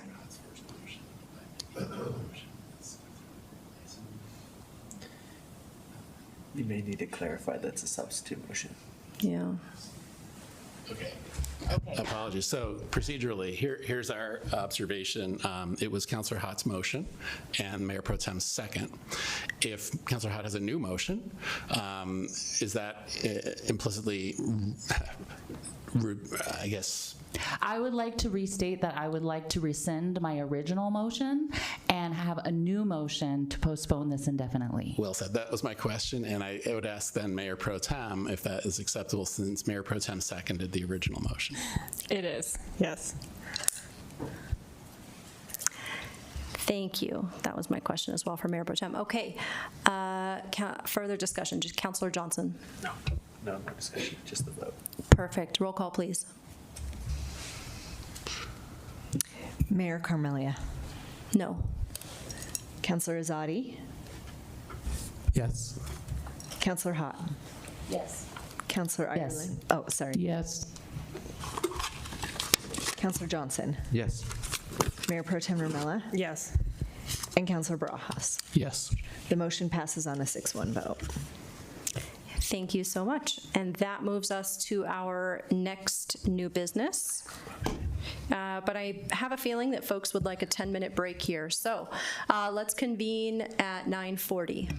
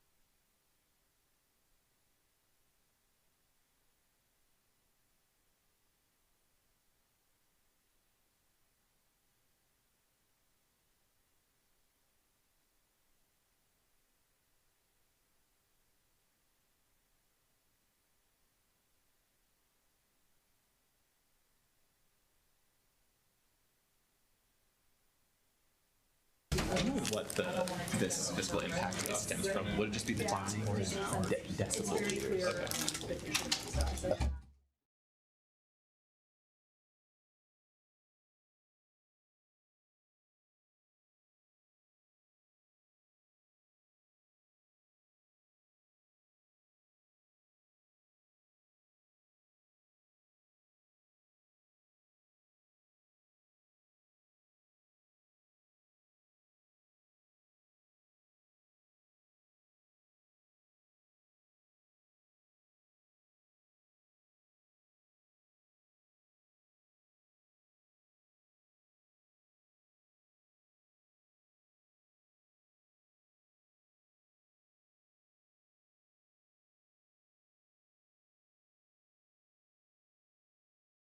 Okay. Welcome back. Thank you all for the lively discussion. Councillor Johnson would like to make a motion on the topic that we were just discussing before we had a break. Councillor Johnson. Yeah, thank you, Mayor. Before we move on to Councillor's Bill number 21, I would like to make a motion to agendize a future and hopefully not too far away study session on noise abatement, not limited to code updates, but an entire view of how we abate noise in our city and what we can do to do a better job of it. Thank you so much. Councillor Hott. I'd like to second. Thank you. Roll call, please. Oh, any further discussion? All right, roll call. Councillor Azadi. Yes. Councillor Hott. Yes. Councillor Ireland. Yes. Councillor Johnson. Yes. Mayor Pro Tem Normella. Yes. Councillor Barajas. Yes. And Mayor Carmelia. Yes. The motion passes on a 7-0 vote. Thank you so much. That moves us now on to the first reading of Councillor Bills number 21. Councillor Barajas. Thank you, Madam Mayor. I move to pass the first reading of Councillor Bill number 21 regarding approving a development agreement with Greystar Corporation for the development block of D5 in downtown Westminster. Thank you. Councillor Hott. Second. Thank you. Further discussion? Councillor Ireland. I have several questions on this project. I guess Lindsay Kimball, maybe you can, or someone in your group can answer them. Council, I'll ask Heather Cronenberg to come on up, and Heather should be able to answer your questions. All right, thank you, Heather. Did we get an appraisal on value of block D-5? Councilor Ireland, Mayor Pro Tem Heather Cronenberg, Real Estate Development Manager. We did not receive an appraisal, Councilor. However, we looked at a lot of land comps in the area, including comparison sales that we had done previously in the downtown, and crafted a comparison analysis to support this land sales price. Okay. Was there a competitive solicitation process as far as who we chose to buy this land? Yes, we do that through marketing all of downtown as opportunities. We have all of our properties listed on CoStar and LoopNet, and so it's completely open to anyone to either solicit us if they're interested in developing downtown. We also combine that with targeted outreach through a number of different approaches with potential development partners. Okay. Why are we giving $1.68 million in incentives? Is that necessary? Thank you. Wonderful question. So we did review the pro forma after the request was made to provide some waivers and assistance on this project. And if you consider the purchase price and the fee waivers kind of all together, the project just hits the minimum return required to obtain financing and project. And so that's what we always do with any EDA or any of those is we request permission to review the development partners pro forma. We analyze it and we share certainly the information with you around that. So we were given Everly Central Park as their other project that they completed. People live in there. Do we know what the ratio of parking is in this development? I believe the ratio of parking in Everly was close to 1.2, 1.3. spaces per unit, and that's actually about the exact amount that is proposed here on this site. I think it's approximately, actually it's about 1.13 spaces per unit on the downtown site, so it's closer to 1.1. So do they have on-street parking as well, or They they have do. their own parking places? They do. So they have 188 on-site parking spaces included in this proposed project, plus another 32, I believe, on-street parking spaces that could be utilized by residents or visitors. Okay, so I see that we have 21 on-street parking places. Those aren't specifically for this project, right? Correct. They're Correct. shared. Yeah, they Okay.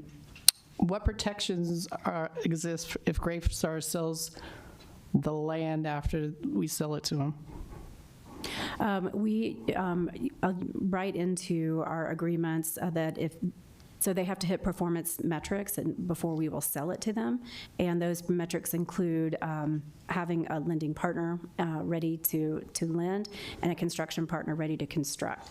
So if they do not perform, meaning if they don't provide those opportunities, we will not sell it to them. Once we sell it to them, however, it's considered a market project, and the market, there could be interested parties that would purchase the property at that point. So what time frame did we give them to build it? For how long do they have? We are looking at a November 27 closing date to allow for the full development review process, which has not begun yet at this point, until they are under a purchase and sale agreement. So once that is done, how long do they have to build it? We usually look for 30 days after closing for them to, prior to closing, they would need to provide those two requirements, proof of lending capacity and a construction contract ready to be executed. Then we would close, and then they would, I apologize, I don't have the dates right in front of me, but they would be expected to commence construction right away at that point, similar to what Blossom Commons just did. And so how long do they have? Do they have a time frame to be done with it, or is it open-ended? They do not have a time frame, but they have let us know that they expect it to take about 18 months to 2 years. So is there any clauses to get the land back or whatever if they don't do what they say they're going to do?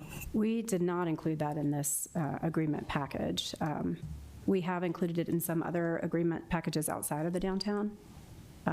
If the intention from council is for the city to retain ownership or claw it back basically afterwards. But that's not in this contract. My understanding is it has not been in the downtown projects except for grocery. It has been, okay. Great. It was in many of them. Okay, apologies about that. And so why is that?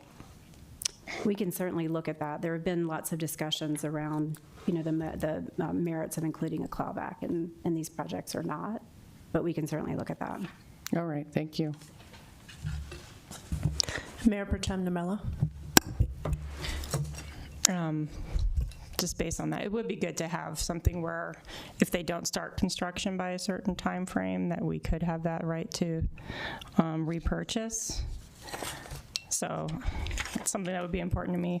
I was wondering, since the site plan that's currently in the attachment is different than what was handed out to us, if the developer can come and discuss the changes, because I think they are important changes that I think kind of change the outcome of the project.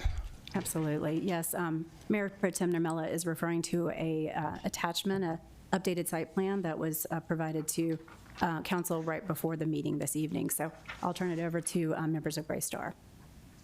Hi, everyone. I'm Kelly with Greystar. So based on kind of recent feedback we received, can you hear? Yes, if you want to raise the desk, you can as well. Okay. Based on recent feedback, we made some adjustments to the site plan, including adjusting the building frontage along 92nd to meet that 70% or 75%, I believe, and then 60% along the east property line, as well as 60% along the south. Thank you so much.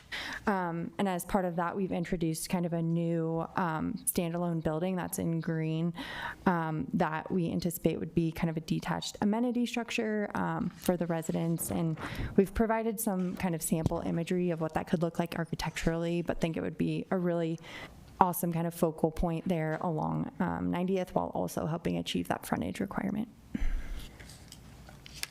Thank you. I think this was important for me because the previous site plan wasn't quite meeting our specific plan, and I know there are some there's some compromises that I know staff has been working with in terms of the full intention of the specific plan in terms of not having structured parking, but I feel like this adherence, at least to the frontage coverage, does help integrate this better into what we're trying to achieve in the downtown. I did have some questions that had come up that I've heard from some of my fellow counselors, and I mean, they can ask the questions too, but in terms of, there's a couple of things. One, just Greystar in general, the property management side. I think it's important for folks to understand that we've been working with Greystar for a number of months, many long months, to address some of the things that we've heard from some of our residents in Westminster regarding just fees, rental increases, lack of maintenance, and just the ability to kind of thrive within the Greystar properties. And I think there's over like 2,000 units in Westminster that Greystar manages. I was wondering if Greystar could address that and also speak to some of the concerns that I've heard more recently regarding additional fees that are charged either just to pay for rent or that are added onto rent. And those we want to make sure, and we've talked quite a bit between every council member, I think, in this Greystar development team and the property management team to address resident issues and concerns that we've heard. And so that's going to be an important aspect to, I think, our partnership moving forward in the downtown site. So I was wondering if you could speak to that. Yeah. Well, thank you, Mayor Pro Tem. Nick Whitaker with Greystar. It's a really important topic, and we've spent the last 10 months since this project first went to study session about this time last year. We've spent 10 months really digging in and looking to understand what the environment has been in Westminster. We manage 10 properties, 2,900 apartments. We're the largest property manager in the city, and we have heard the concerns about fees, rents, and lack of maintenance. And so we wanted to really understand on a micro level what was there, what wasn't being addressed, and what needed to be addressed at a larger level. And I think we've taken away some really important things from those conversations over the last 10 months. One of them is that we're in a people business, a person-in-person business. It's really important for our residents. Where you live is so critical to who you are and your well-being. And we're in a people business in apartment management, and communication's the number one most important thing in a people business. And so we've looked at some ways to really improve communication with our residents at the property management level. I think that's been the biggest takeaway from us. But then also, we've really tried to focus heavily on the maintenance concerns.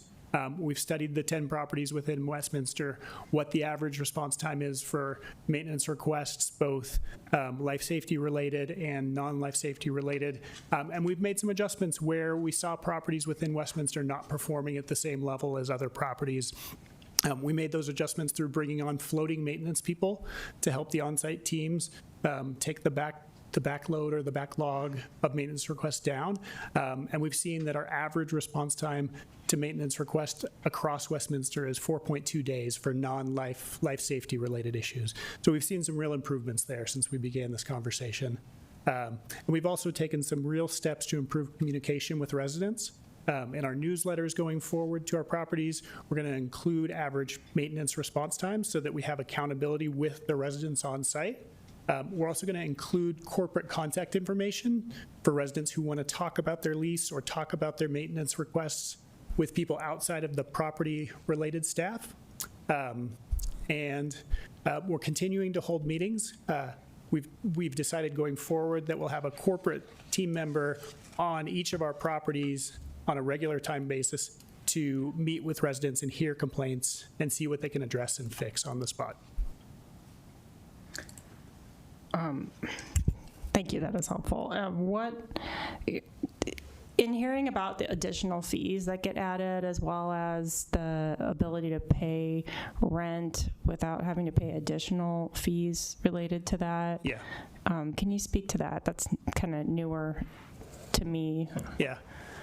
So in apartment rentals, you do see fees get added on to rent, things like your utility fees, so the cost for your water service, your sanitary sewer service, and those are fees that get added on. Sometimes apartment communities will have bulk internet where the community will pay for the internet, and then that fee for the internet usage will be passed along to the resident. It's important to know that the state had sweeping legislation changes last year that went into effect in January regulating fees. Greystar is fully compliant with all state requirements right now, and the new legislation around fees, we're an industry leader in being compliant on fees. And one of the state requirements is that every resident is allowed in the state of Colorado to pay their rent without a fee. So there is a way to pay your rent without a fee. If you choose to pay with credit card, there could be a fee that comes with paying with credit card, but there must be a way to pay your rent without a fee. Greystar is fully compliant with that state requirement. Okay, I'll let others ask questions. Thank you. Councilor Brajas. Thank you, Madam Mayor. Heather, if you want to jump back, or Ms. Cronenberg, thank you. So I just want to kind of lay out that how I don't know, excited or satisfied I am with kind of the adjustments that I see before me. I was definitely on the fence, or even though I really am adamant that we have continual development downtown, that if it's not hitting that design mark, which seems potentially fickle, but I think it's really important to hit every single one of these correctly. So I just wanted to kind of offer that feedback to staff, how this kind of hitting the 75%, hitting the 60%, just really helps sell this not only as something that we can get behind, but something that the downtown can get behind as well, kind of in a continual look of design.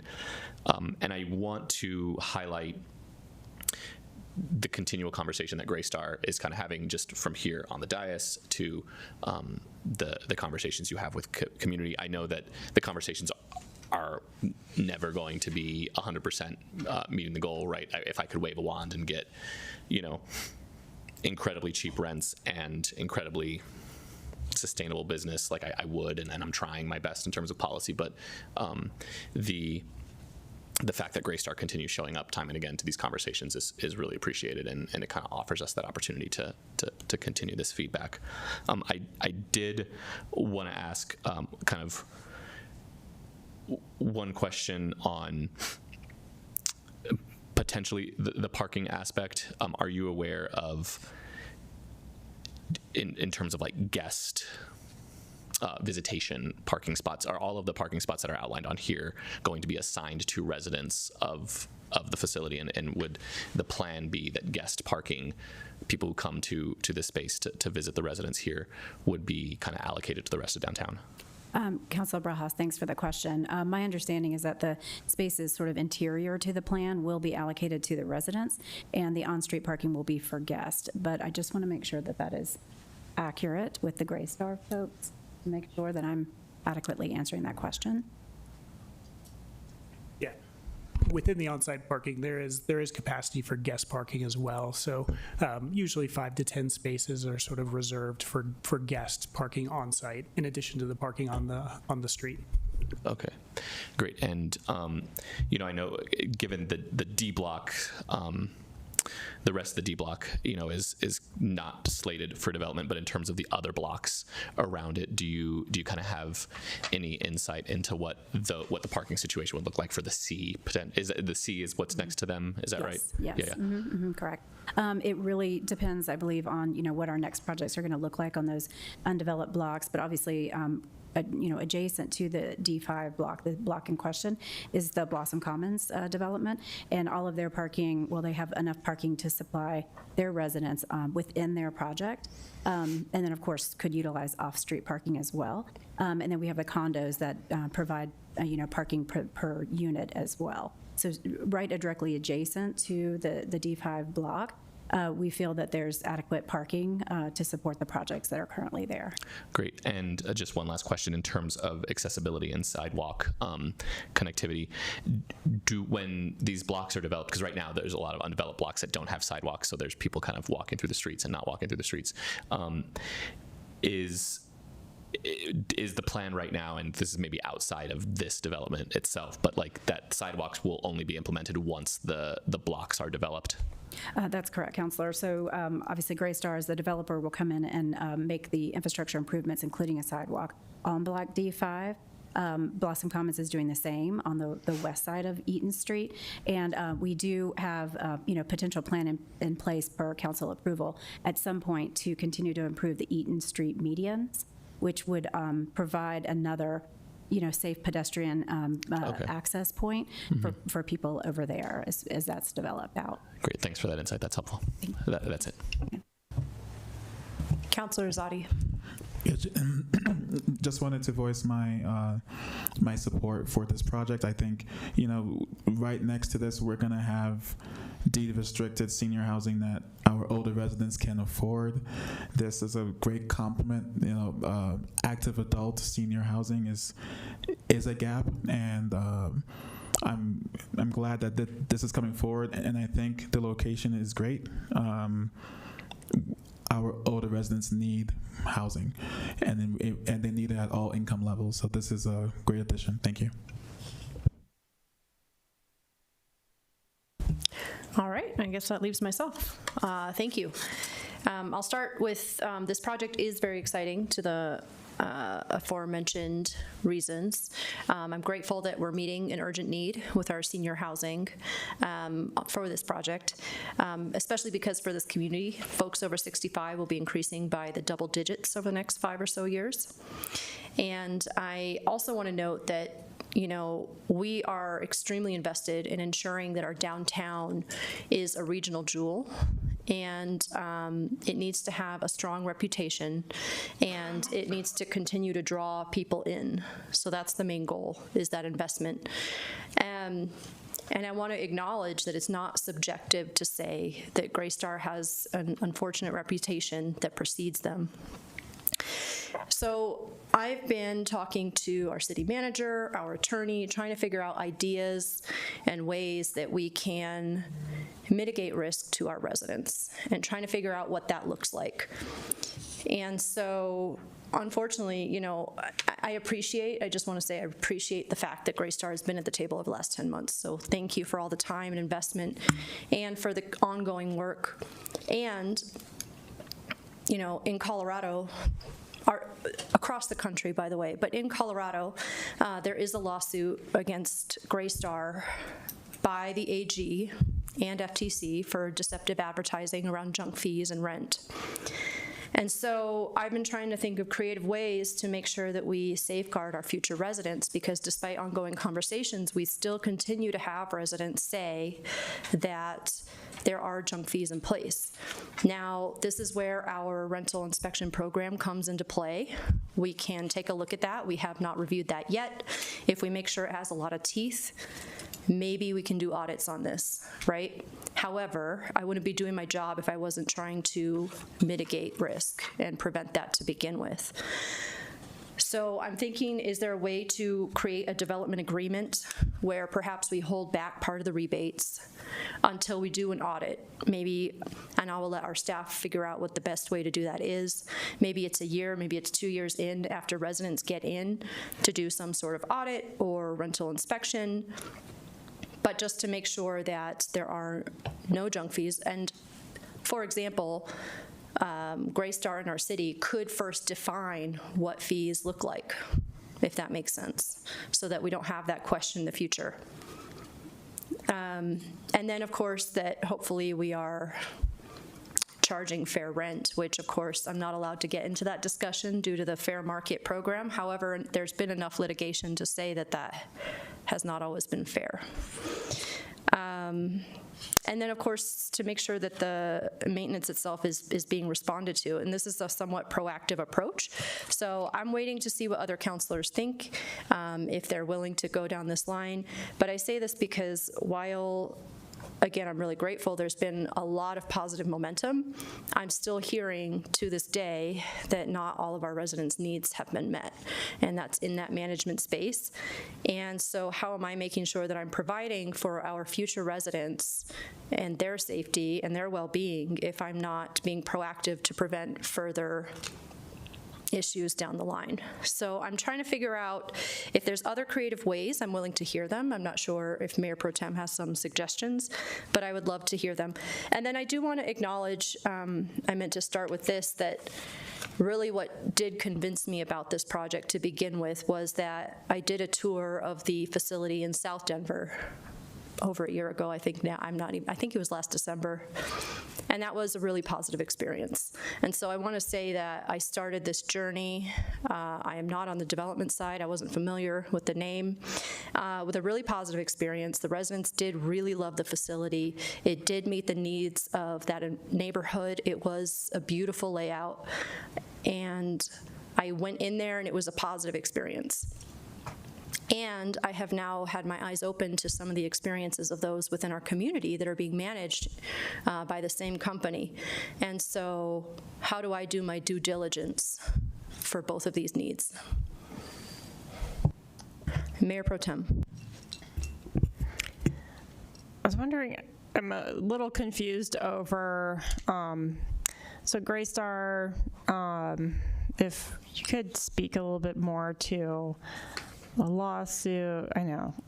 To the extent you can, I'm trying to understand the statement of you're complying with the state law, but also there's this concern over junk fees. And yeah, so first, that's my first question there. Yeah, I'll sort of tread lightly. The two things are related. The lawsuit came before the legislation. The lawsuit's fully been settled. It was a national lawsuit under the Trump administration that the Colorado AG signed on to. It was before there was a legislation in place about fees and how apartment companies charge fees. There's now legislation in place. Greystar is fully compliant. Greystar has never been accused of not being compliant after the legislation went into effect. The lawsuit related to sort of this nebulous period when there were not laws specifically related to apartment fees. And probably don't want to sort of wade too much more into like why that happened, but it was an industry-related action. Greystar is the largest property manager in the industry, and so naturally Greystar was involved in it. But most importantly, the legislation clears up any ambiguity. Colorado's legislation is crystal clear on what property management companies and apartment owners can charge in fees. And Greystar is fully compliant on all of our properties in Colorado and Westminster specifically with that legislation. So any action was long before the legislation, post-legislation. The laws are in place and Greystar is compliant with laws. So I guess the other developments that we have, they're smaller scale entities, and we haven't really run into this concern about practices and trust and all that. So, how does this group here, how do we maintain the trust that we'll have residents that are happy, that are as happy, I guess, as the ones that the mayor encountered. How does Greystar propose helping us get there? Yeah, well, I think Greystar has had a microscope on it through this process, and I think if you put that same microscope on every property management company that operates in Westminster or throughout Colorado, you'd hear similar complaints to what you've heard about Greystar. I think the reality is the property management business is tough. And that's not a complaint about the property management business, but it's a people business, and it's an imperfect business. And anytime you have 2,900 residents and 8,500 work order requests a year, the reality is it won't be perfect results, and we can't promise perfect results. But what we can promise is that we're working toward that. We're trying to get better. We think we're a great company, but we're looking for paths to get better. But I think to your specific question of why is Greystar the one that's being pointed to, I don't think it's because we're worse than others in our industry. I think we're a leader in our industry. I think if you shine the same microscope that's been shined on Greystar throughout our industry, you'd see examples of imperfection. But I think our imperfection is less than our competitors. I do think we are the best in the business, and I think Westminster would be proud to work with Greystar. I have a question for staff. Thank you. The mayor had proposed potentially having sort of a checks and balances associated with a portion of the rebate that's being offered in the development agreement. And I'm trying to think about what benefit or not that would create for us. Can you speak to that a little bit and kind of pros and cons it and feasibility test that? Sure. Thank you, Mayor Pro Tem. And I might ask Lindsay maybe to help weigh in just to make sure we're covering some bases here. We had a little, time to kind of talk through some of these ideas and options. One of the things that came up is, of course, this would be a new project, a new build, new construction. And I believe, and Lindsay certainly can weigh in on, the current inspection program. Actually, there's a few years before, under current requirements, it would actually be inspected. And so we'd have to look at, if we were to include something like that, related to the fee waivers and rebates, how could we craft that? And it would probably require rules outside of the current inspection program to be able to do that. Lindsay, do you want to? Lindsay Kimball, Community Services Director. Thank you. Heather is exactly correct. So on new builds, it's 6 years, according to systematic inspections, but that's not complaint-based. Complaint-based, there's no time limit. We could go the next day after they get their CO and inspect if there's a complaint. So it would naturally occur 6 years if there are no complaints at all, or we would be inspecting them through the systematic rental inspection program. However, that would be a simple add to I think to the development agreement. We'll work with the city attorney and be able to add maybe some language on whatever time period this body would like us to inspect upon for this new construction. But generally, again, it's 6 years for systematic inspections for new properties. I'm wondering, I don't know if it's the inspections piece, because it would be a new development. I know in another development agreement, we had some language that was a little bit fluffier about just how, it was for the hotel, I think, in terms of the type of restaurant that would be provided in there, and just the quality of the design and of the hotel overall.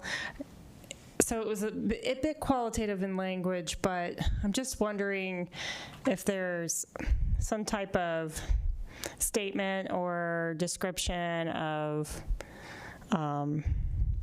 fees that would be, charged to and practices regarding, rents or something like that. I don't have the elixir. I'm just trying to think of, is there some language in the development agreement that could address some of the concerns? Thank you, Mayor Pro Tem. I think we can, especially in light of the new state legislation that, bless you, has defined clearly what all of the fees are. So that's a huge help for all of the projects and all the developers that we work with and ourselves when we're trying to determine about fair rents and so forth. So using that, I mean, I would think we could craft something as you're alluding to with the hotel with language. Maybe it is a little more quantitative, qualitative, but it could be referencing the state law and that, you know, they're agreeing to abide by all rules and regulations of the state of Colorado and I'm sure federal regulations as well regarding the fees and the definition of fees and appropriateness of fees, if that would satisfy them. That could. I see that Nick has something. Okay, for me to step up? Yeah. Mayor, very much appreciate the suggestion, and I want to sort of work toward something that could be mutually workable here. For us, the challenge with tying the fee rebates to performance 5-6 years from now on the rental inspection is that it effectively negates the benefit of the fees, because the benefit for us of the fees is they would reduce the cost of the project. But if we have to wait to have certainty of that, our lenders won't give us credit, and it'll essentially just increase the cost of the project back to where it was without the fees. And then there could be some sort of downstream benefit that the fees you could recognize later, but if you can't recognize them at the time we start construction, they lose their benefit for us. But I very much understand the importance of showing that we sort of are walking the talk and complying with the residential inspection program like we say we are. And so we would be open to a condition in the DA, if it worked, that said that the fees could not be recognized at the start of construction unless Greystar has been compliant with the residential inspection program on all 10 of its properties within Westminster between now and the time that we start construction, which is a year and a half. So it's a substantial amount of time. Compliance with the residential inspection, I'm not sure exactly how to define that, but in concept, we want to walk the talk and say we will be compliant on all 10 properties that we manage here with the residential inspection program, but we'd like to sort of have that recognized at the time we start construction. One last, thank you. I think, and then finally, just in the development agreement, going back to, I think, Councilor Ireland's point regarding a right to repurchase. I mean, I'm hoping you guys would start development, the day after you close, but just as a guarantee, just to have that right to repurchase in the DA, and also a right to approve any assignment of the DA should you sell. Would you be open to those? Yeah, so on the right to assign, that one's great. We would definitely agree to that. I think it's already in there. The right to repurchase, if we haven't started construction within a certain duration, we'd certainly be agreeable to that. I think that's the spirit of the agreement right now. And so specifically saying that agreement, we'd be, from our end, we'd be fine with. Thank you. Thank you. Before I hand it to Councilor Ireland, I just want to say, sorry, Mayor Pro Yes. Tem, if I could just clarify something that I believe Ms. Cronenberg alluded to.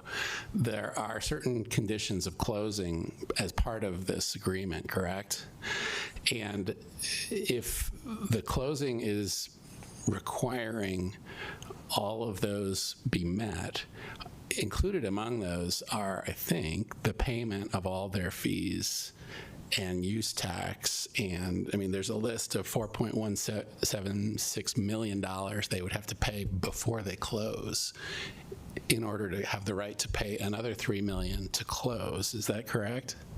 So I think the development team, if I can speak for Mr. Murray, who I think had a hand in all these agreements, is that by having the building plans prepared at substantial expense to the developer, by having the developer pay all of their fees before closing, there was some degree of certainty that they would have to move forward, or their lenders would move forward on their behalf, because in order to pay the $7.1 million, I think, they have construction contracts To in close place. on their financing, yeah, by the time. So I think Yeah. those were some of the thought processes that went into the current proposal in lieu of a repurchase agreement. Because I think, having assurance that the project would be built was viewed by the team as the goal, rather than having to repurchase something and potentially, have nothing. Right. Okay, I mean, that could be one thing. The assignment one, that would be. I do want to confirm, the assignment language that you're referring to is in already there. in there, so we can check the box on that. And thank you, Mr. Frankel, for those comments. And I just wanted to add, they also already have been issued a building permit too. So that's very, very far along. And that's, Councilor Ireland, to your question at the outset, as Heather said, they can move immediately. So they've paid all their fees. They cannot close until they pay everything. They've got a building permit. So we know they're ready to break ground.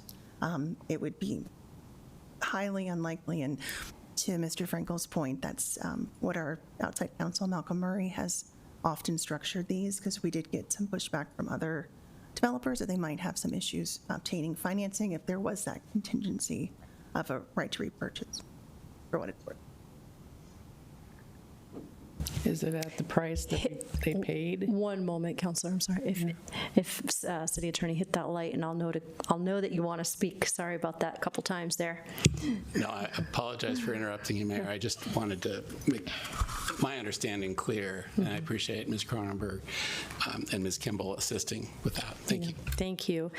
I want to quickly acknowledge Nick's words there, to say that is the kind of commitment that I've been looking for and that the city needs, and it's tangible and it's measurable, and I'm really grateful for some hard leverage, which is much appreciated, goes a very long way. Councillor Ireland. I was just asking, is it at the price that they paid, or do we have to pay an increased price based on whatever the real estate value is? Because we got appraisal this time, and we didn't get one previously. Sure. Yes, Councilor. So when we've had right to repurchases and have exercised them, such as at the Westminster Station wrap, it's at the price that the city paid. It's at the price that the purchaser paid. So in this case, the purchase price that Greystar is providing to the city, and not more than that. Another concern I have is talking to several people that live in these properties that they manage. It's not just I guess at the state level, we've addressed the fees, but I feel like they're raising rental prices higher than inflation when actually they're dropping. But once they lure them in, they know they don't want to move that bad. And that's really a concern with older people on a fixed income, that they raise their rents after the first year of luring them in. And so I don't know if we can guarantee it just at inflation, or they can do whatever they want.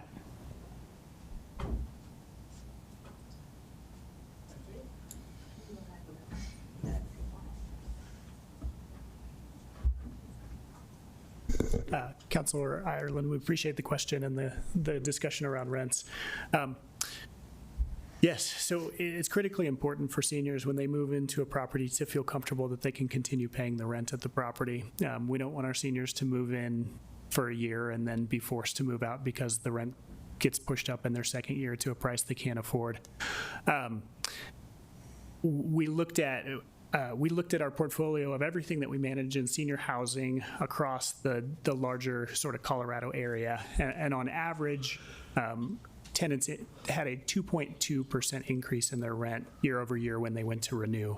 But maybe more importantly, our tenants, once they've renewed, on average are 4.5% lower than market rents at the same property. So if they're living at the property, they're renewing at a rate that's less than what it would be if they were a new tenant coming in to sign a lease. So we are giving our tenants who are there at least some level of a discount relative to market pricing.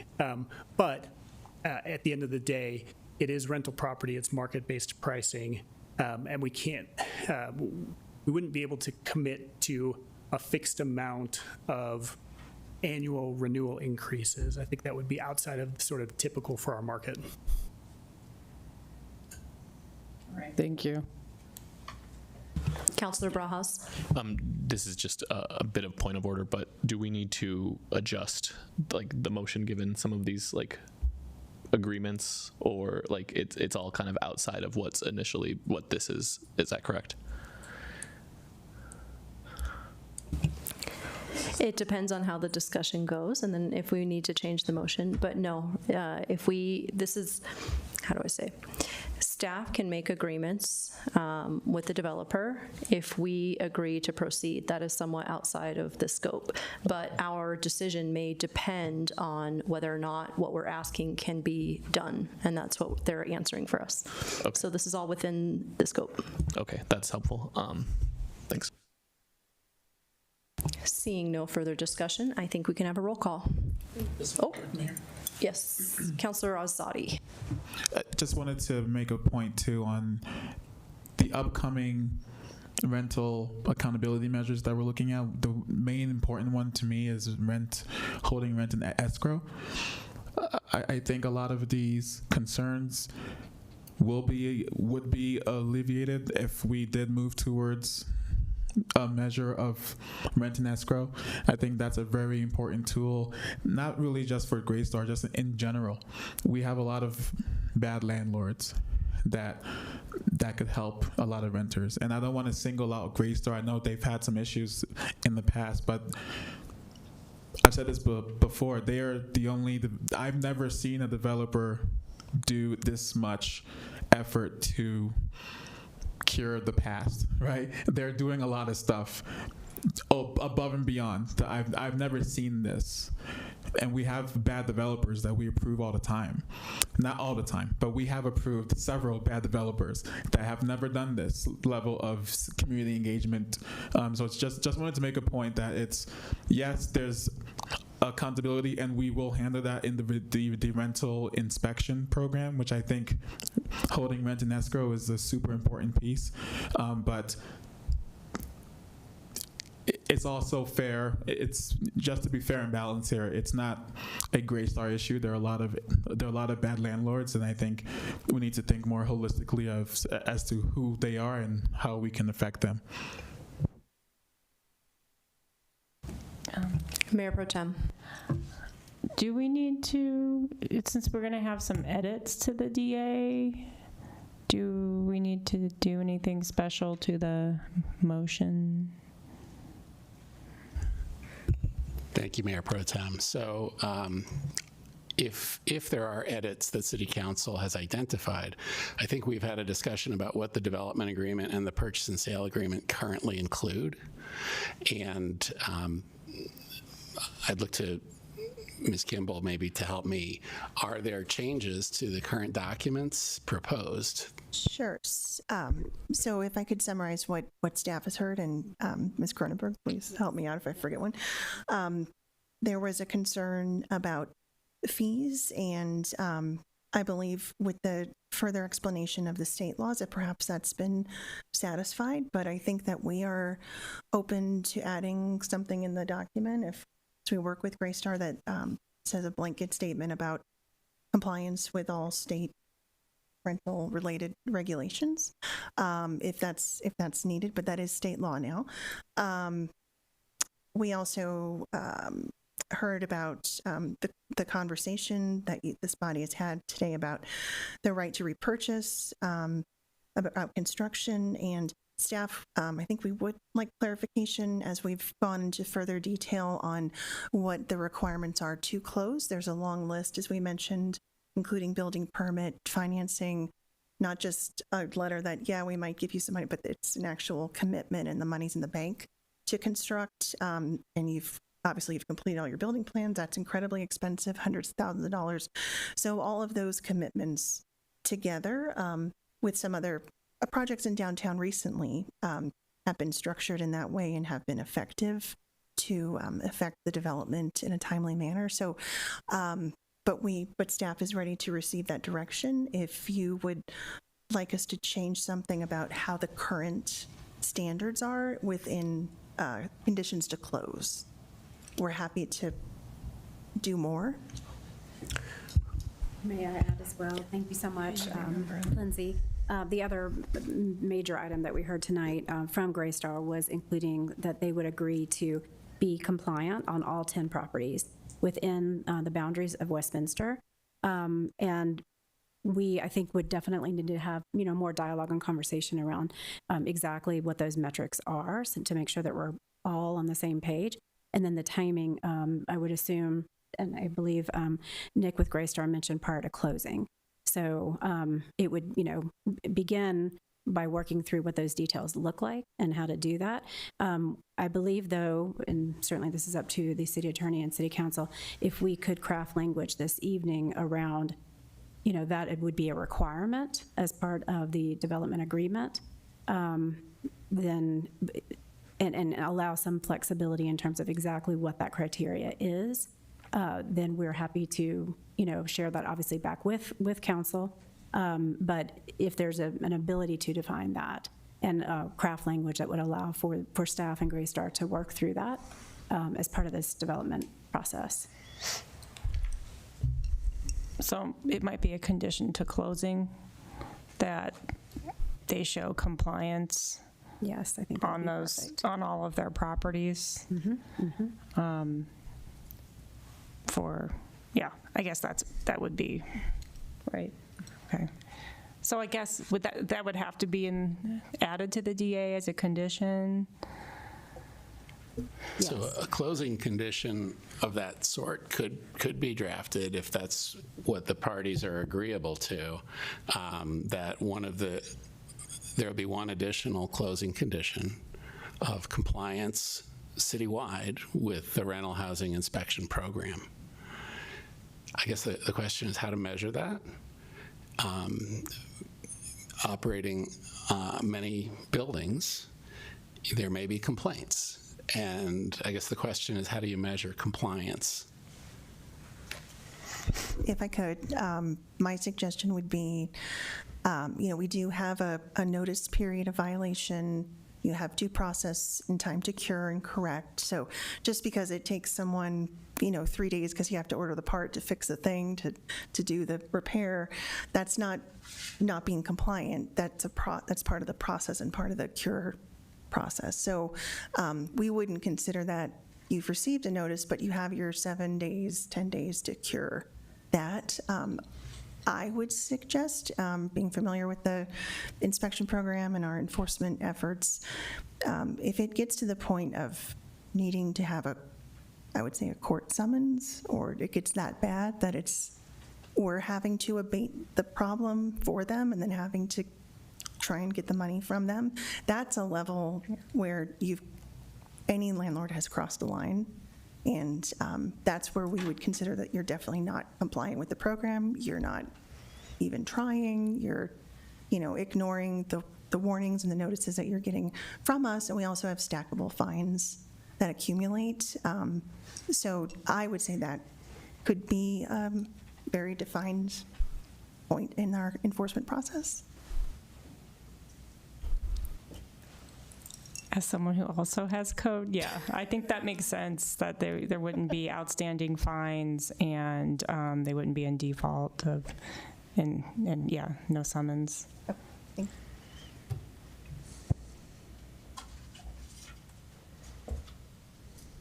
Councilor Brajas. Just a point of order that it's 10:33. So we hit the 4-hour mark, but also question on this if I can. I don't know if I can continue or if we need to stop in the middle of. Since you called a point of order, you're right. There's a time check, and so we would need a motion to continue this conversation with Greystar. So with that, I will make a motion. Well, no, Councilor Barajas, would you like to make a motion? Sure, I move that we extend this meeting for another 30 minutes. Thank you. Least. Do I have a second? I mean, I could say definitely Mayor Pro 30 Tem? minutes. Yeah. Second. Thank you. Ms. Abby? I think you can do a voice vote on this. Perfect. All right, voice vote? Aye. Aye. Thank you so much. Thank you for that, Councilor Barajas. Of course. Just so we're abundantly clear, if we move forward with this, you receive direction. Will that direction be then input into this, or will we have to say no to this and then you come back to us with a different DA that we have to vote on later? Because I know that we have, like, it would delay kind of process and financing. So I just am curious. Yeah. Thank you for the question. Good question. And having clarity, as Ms. Kimball points out, would be helpful for all. So I think if we can establish that the direction is for a new closing condition to be drafted that would require compliance with the city's rental housing inspection program citywide, and that they satisfactorily resolve all complaints with no outstanding fines and not in default. Is that an acceptable way to describe what we're asking, and is that measurable enough for the, okay, so that would be the term that I could add to the agreement. And I think since we have a motion and a second already, I guess the question would be whether or not those that made the motion and made the second are agreeable to adding that new closing condition. Okay. Yeah, I am agreeable. I second it, yes. I was going to ask, can you please remind me? Councilor Hott? Yes. Thank you. Okay, we have a new motion and a new second. Are we comfortable now with the roll call? Excellent, thank you. Councillor Hott? Yes. Councillor Ireland? I'm a no. I think there's not enough parking, and I also am for home ownership, and I don't think this is the best use of this land for our future. Thank you. Councillor Johnson? Yes. Mayor Pro Tem Nermella? Yes. Councillor Barajas? Yes. Mayor Carmelia? Yes. And Councillor Azadi? Yes, and I would hope that this rental inspection clause is actually added to all future. I think it's a nice way of proactively, protecting our residents. The motion passes on a 6-1 vote. Thank you so much. Thank you, staff. Thank you, Greystar. Thank you, team. Okay, that moves us on to old business, which there is no old business this evening, and that concludes the business of our City Council meeting. Before we convene as the Westminster Economic Development Board, City Attorney is the reason for executive session that will take place after WIDA and the post-meeting presentation concludes. And for this, I will pause. I know you're going to read in that piece. I'm not sure as to process if we get through WIDA, if we need to take another motion, and I guess we'll decide at that time whether to continue extending. Probably call it if they need to.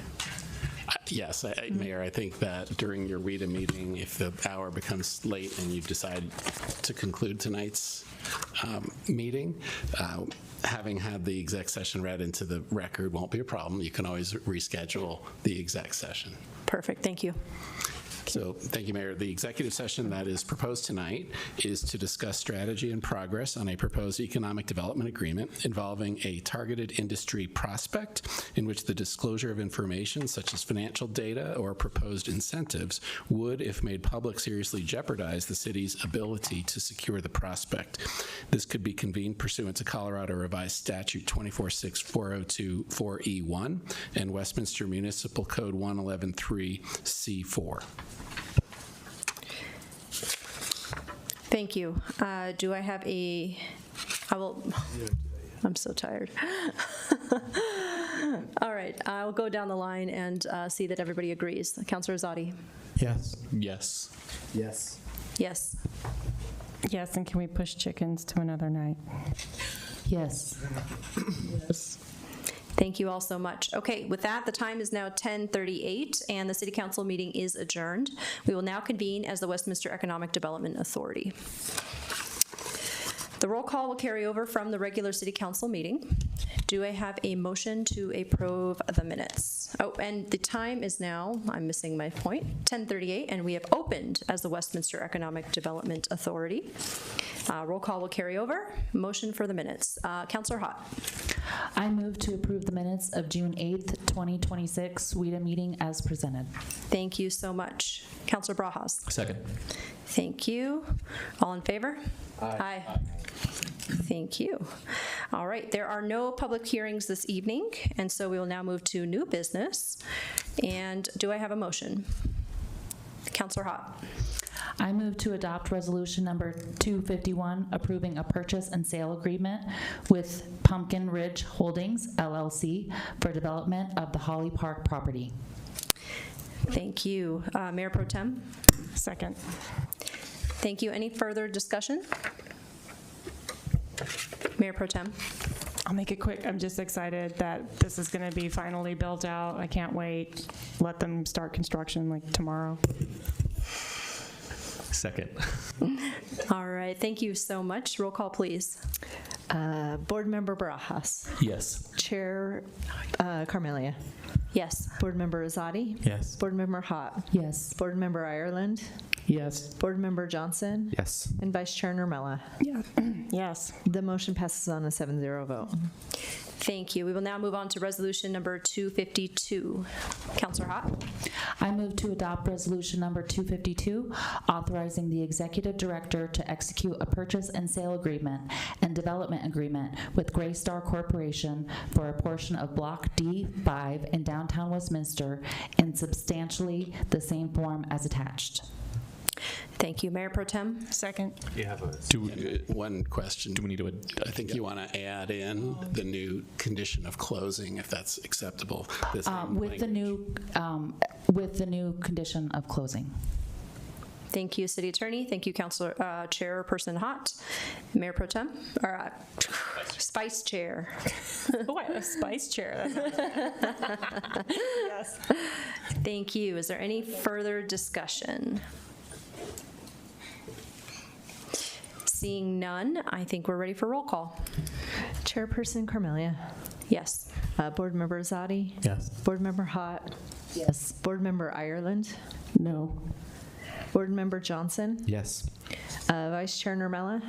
Yes. And Board Member Barajas. Yes. The motion passes on a 6-1 vote. Thank you so much. The time is now 10:41, and the public portion of our meeting is adjourned.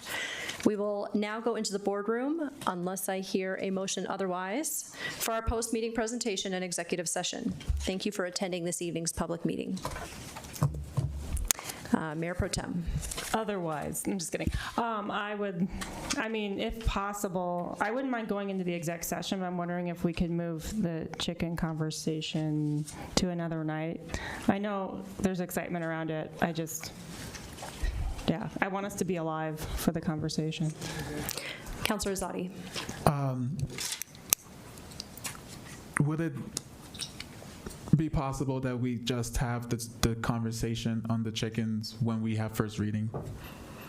Because there is a seasonal element to this where providers, I think Councilor Browse could probably explain this better, but there is a timing element to approving this that would benefit the food providers. If we wait too long, it might be detrimental. So if we can just have first reading and have that discussion during first reading, since that was going to come back in 2 weeks, can we just do it then so that we don't waste time, but also we can save time tonight? Perhaps a staff presentation before our first reading and discussion. Mayor and Councilor Zari, thank you for the question. Unless the city attorney or clerk advises it's not possible, we can bring this, I believe we can bring it back with first reading, and then council can have its discussion at first reading. And if council was to direct changes to the ordinance that would be similar to tonight's process around changes for the previous item and be agreed upon at the dais and read in as part of the first reading approval. Is that correct, City Attorney? Thank you, Mr. Andrews. Yes, I do. I think that a motion could be made to approve it on first reading, and that motion could also be made to approve it on first reading with amendments that are specified. So yes, I think either way that you could have this item agendized and have a staff presentation, and then council can direct next steps as far as the vote on first reading. Thank you. Mayor Pro Tem. Okay, so I will send my questions that I had for tonight to staff so that they're hopefully just answered during the presentation, just to get things going. Do I have a second? Second. Oh, sorry. Thank you. Any further discussion on postponing that with the ordinance and then doing the exec session tonight, which is all wrapped in that motion? Okay, fantastic. All in favor? Yes. Aye. Aye. Thank you so much. Okay, and then as I mentioned, that adjourns us, and we are now at 10:44 p.m. We will meet in the boardroom.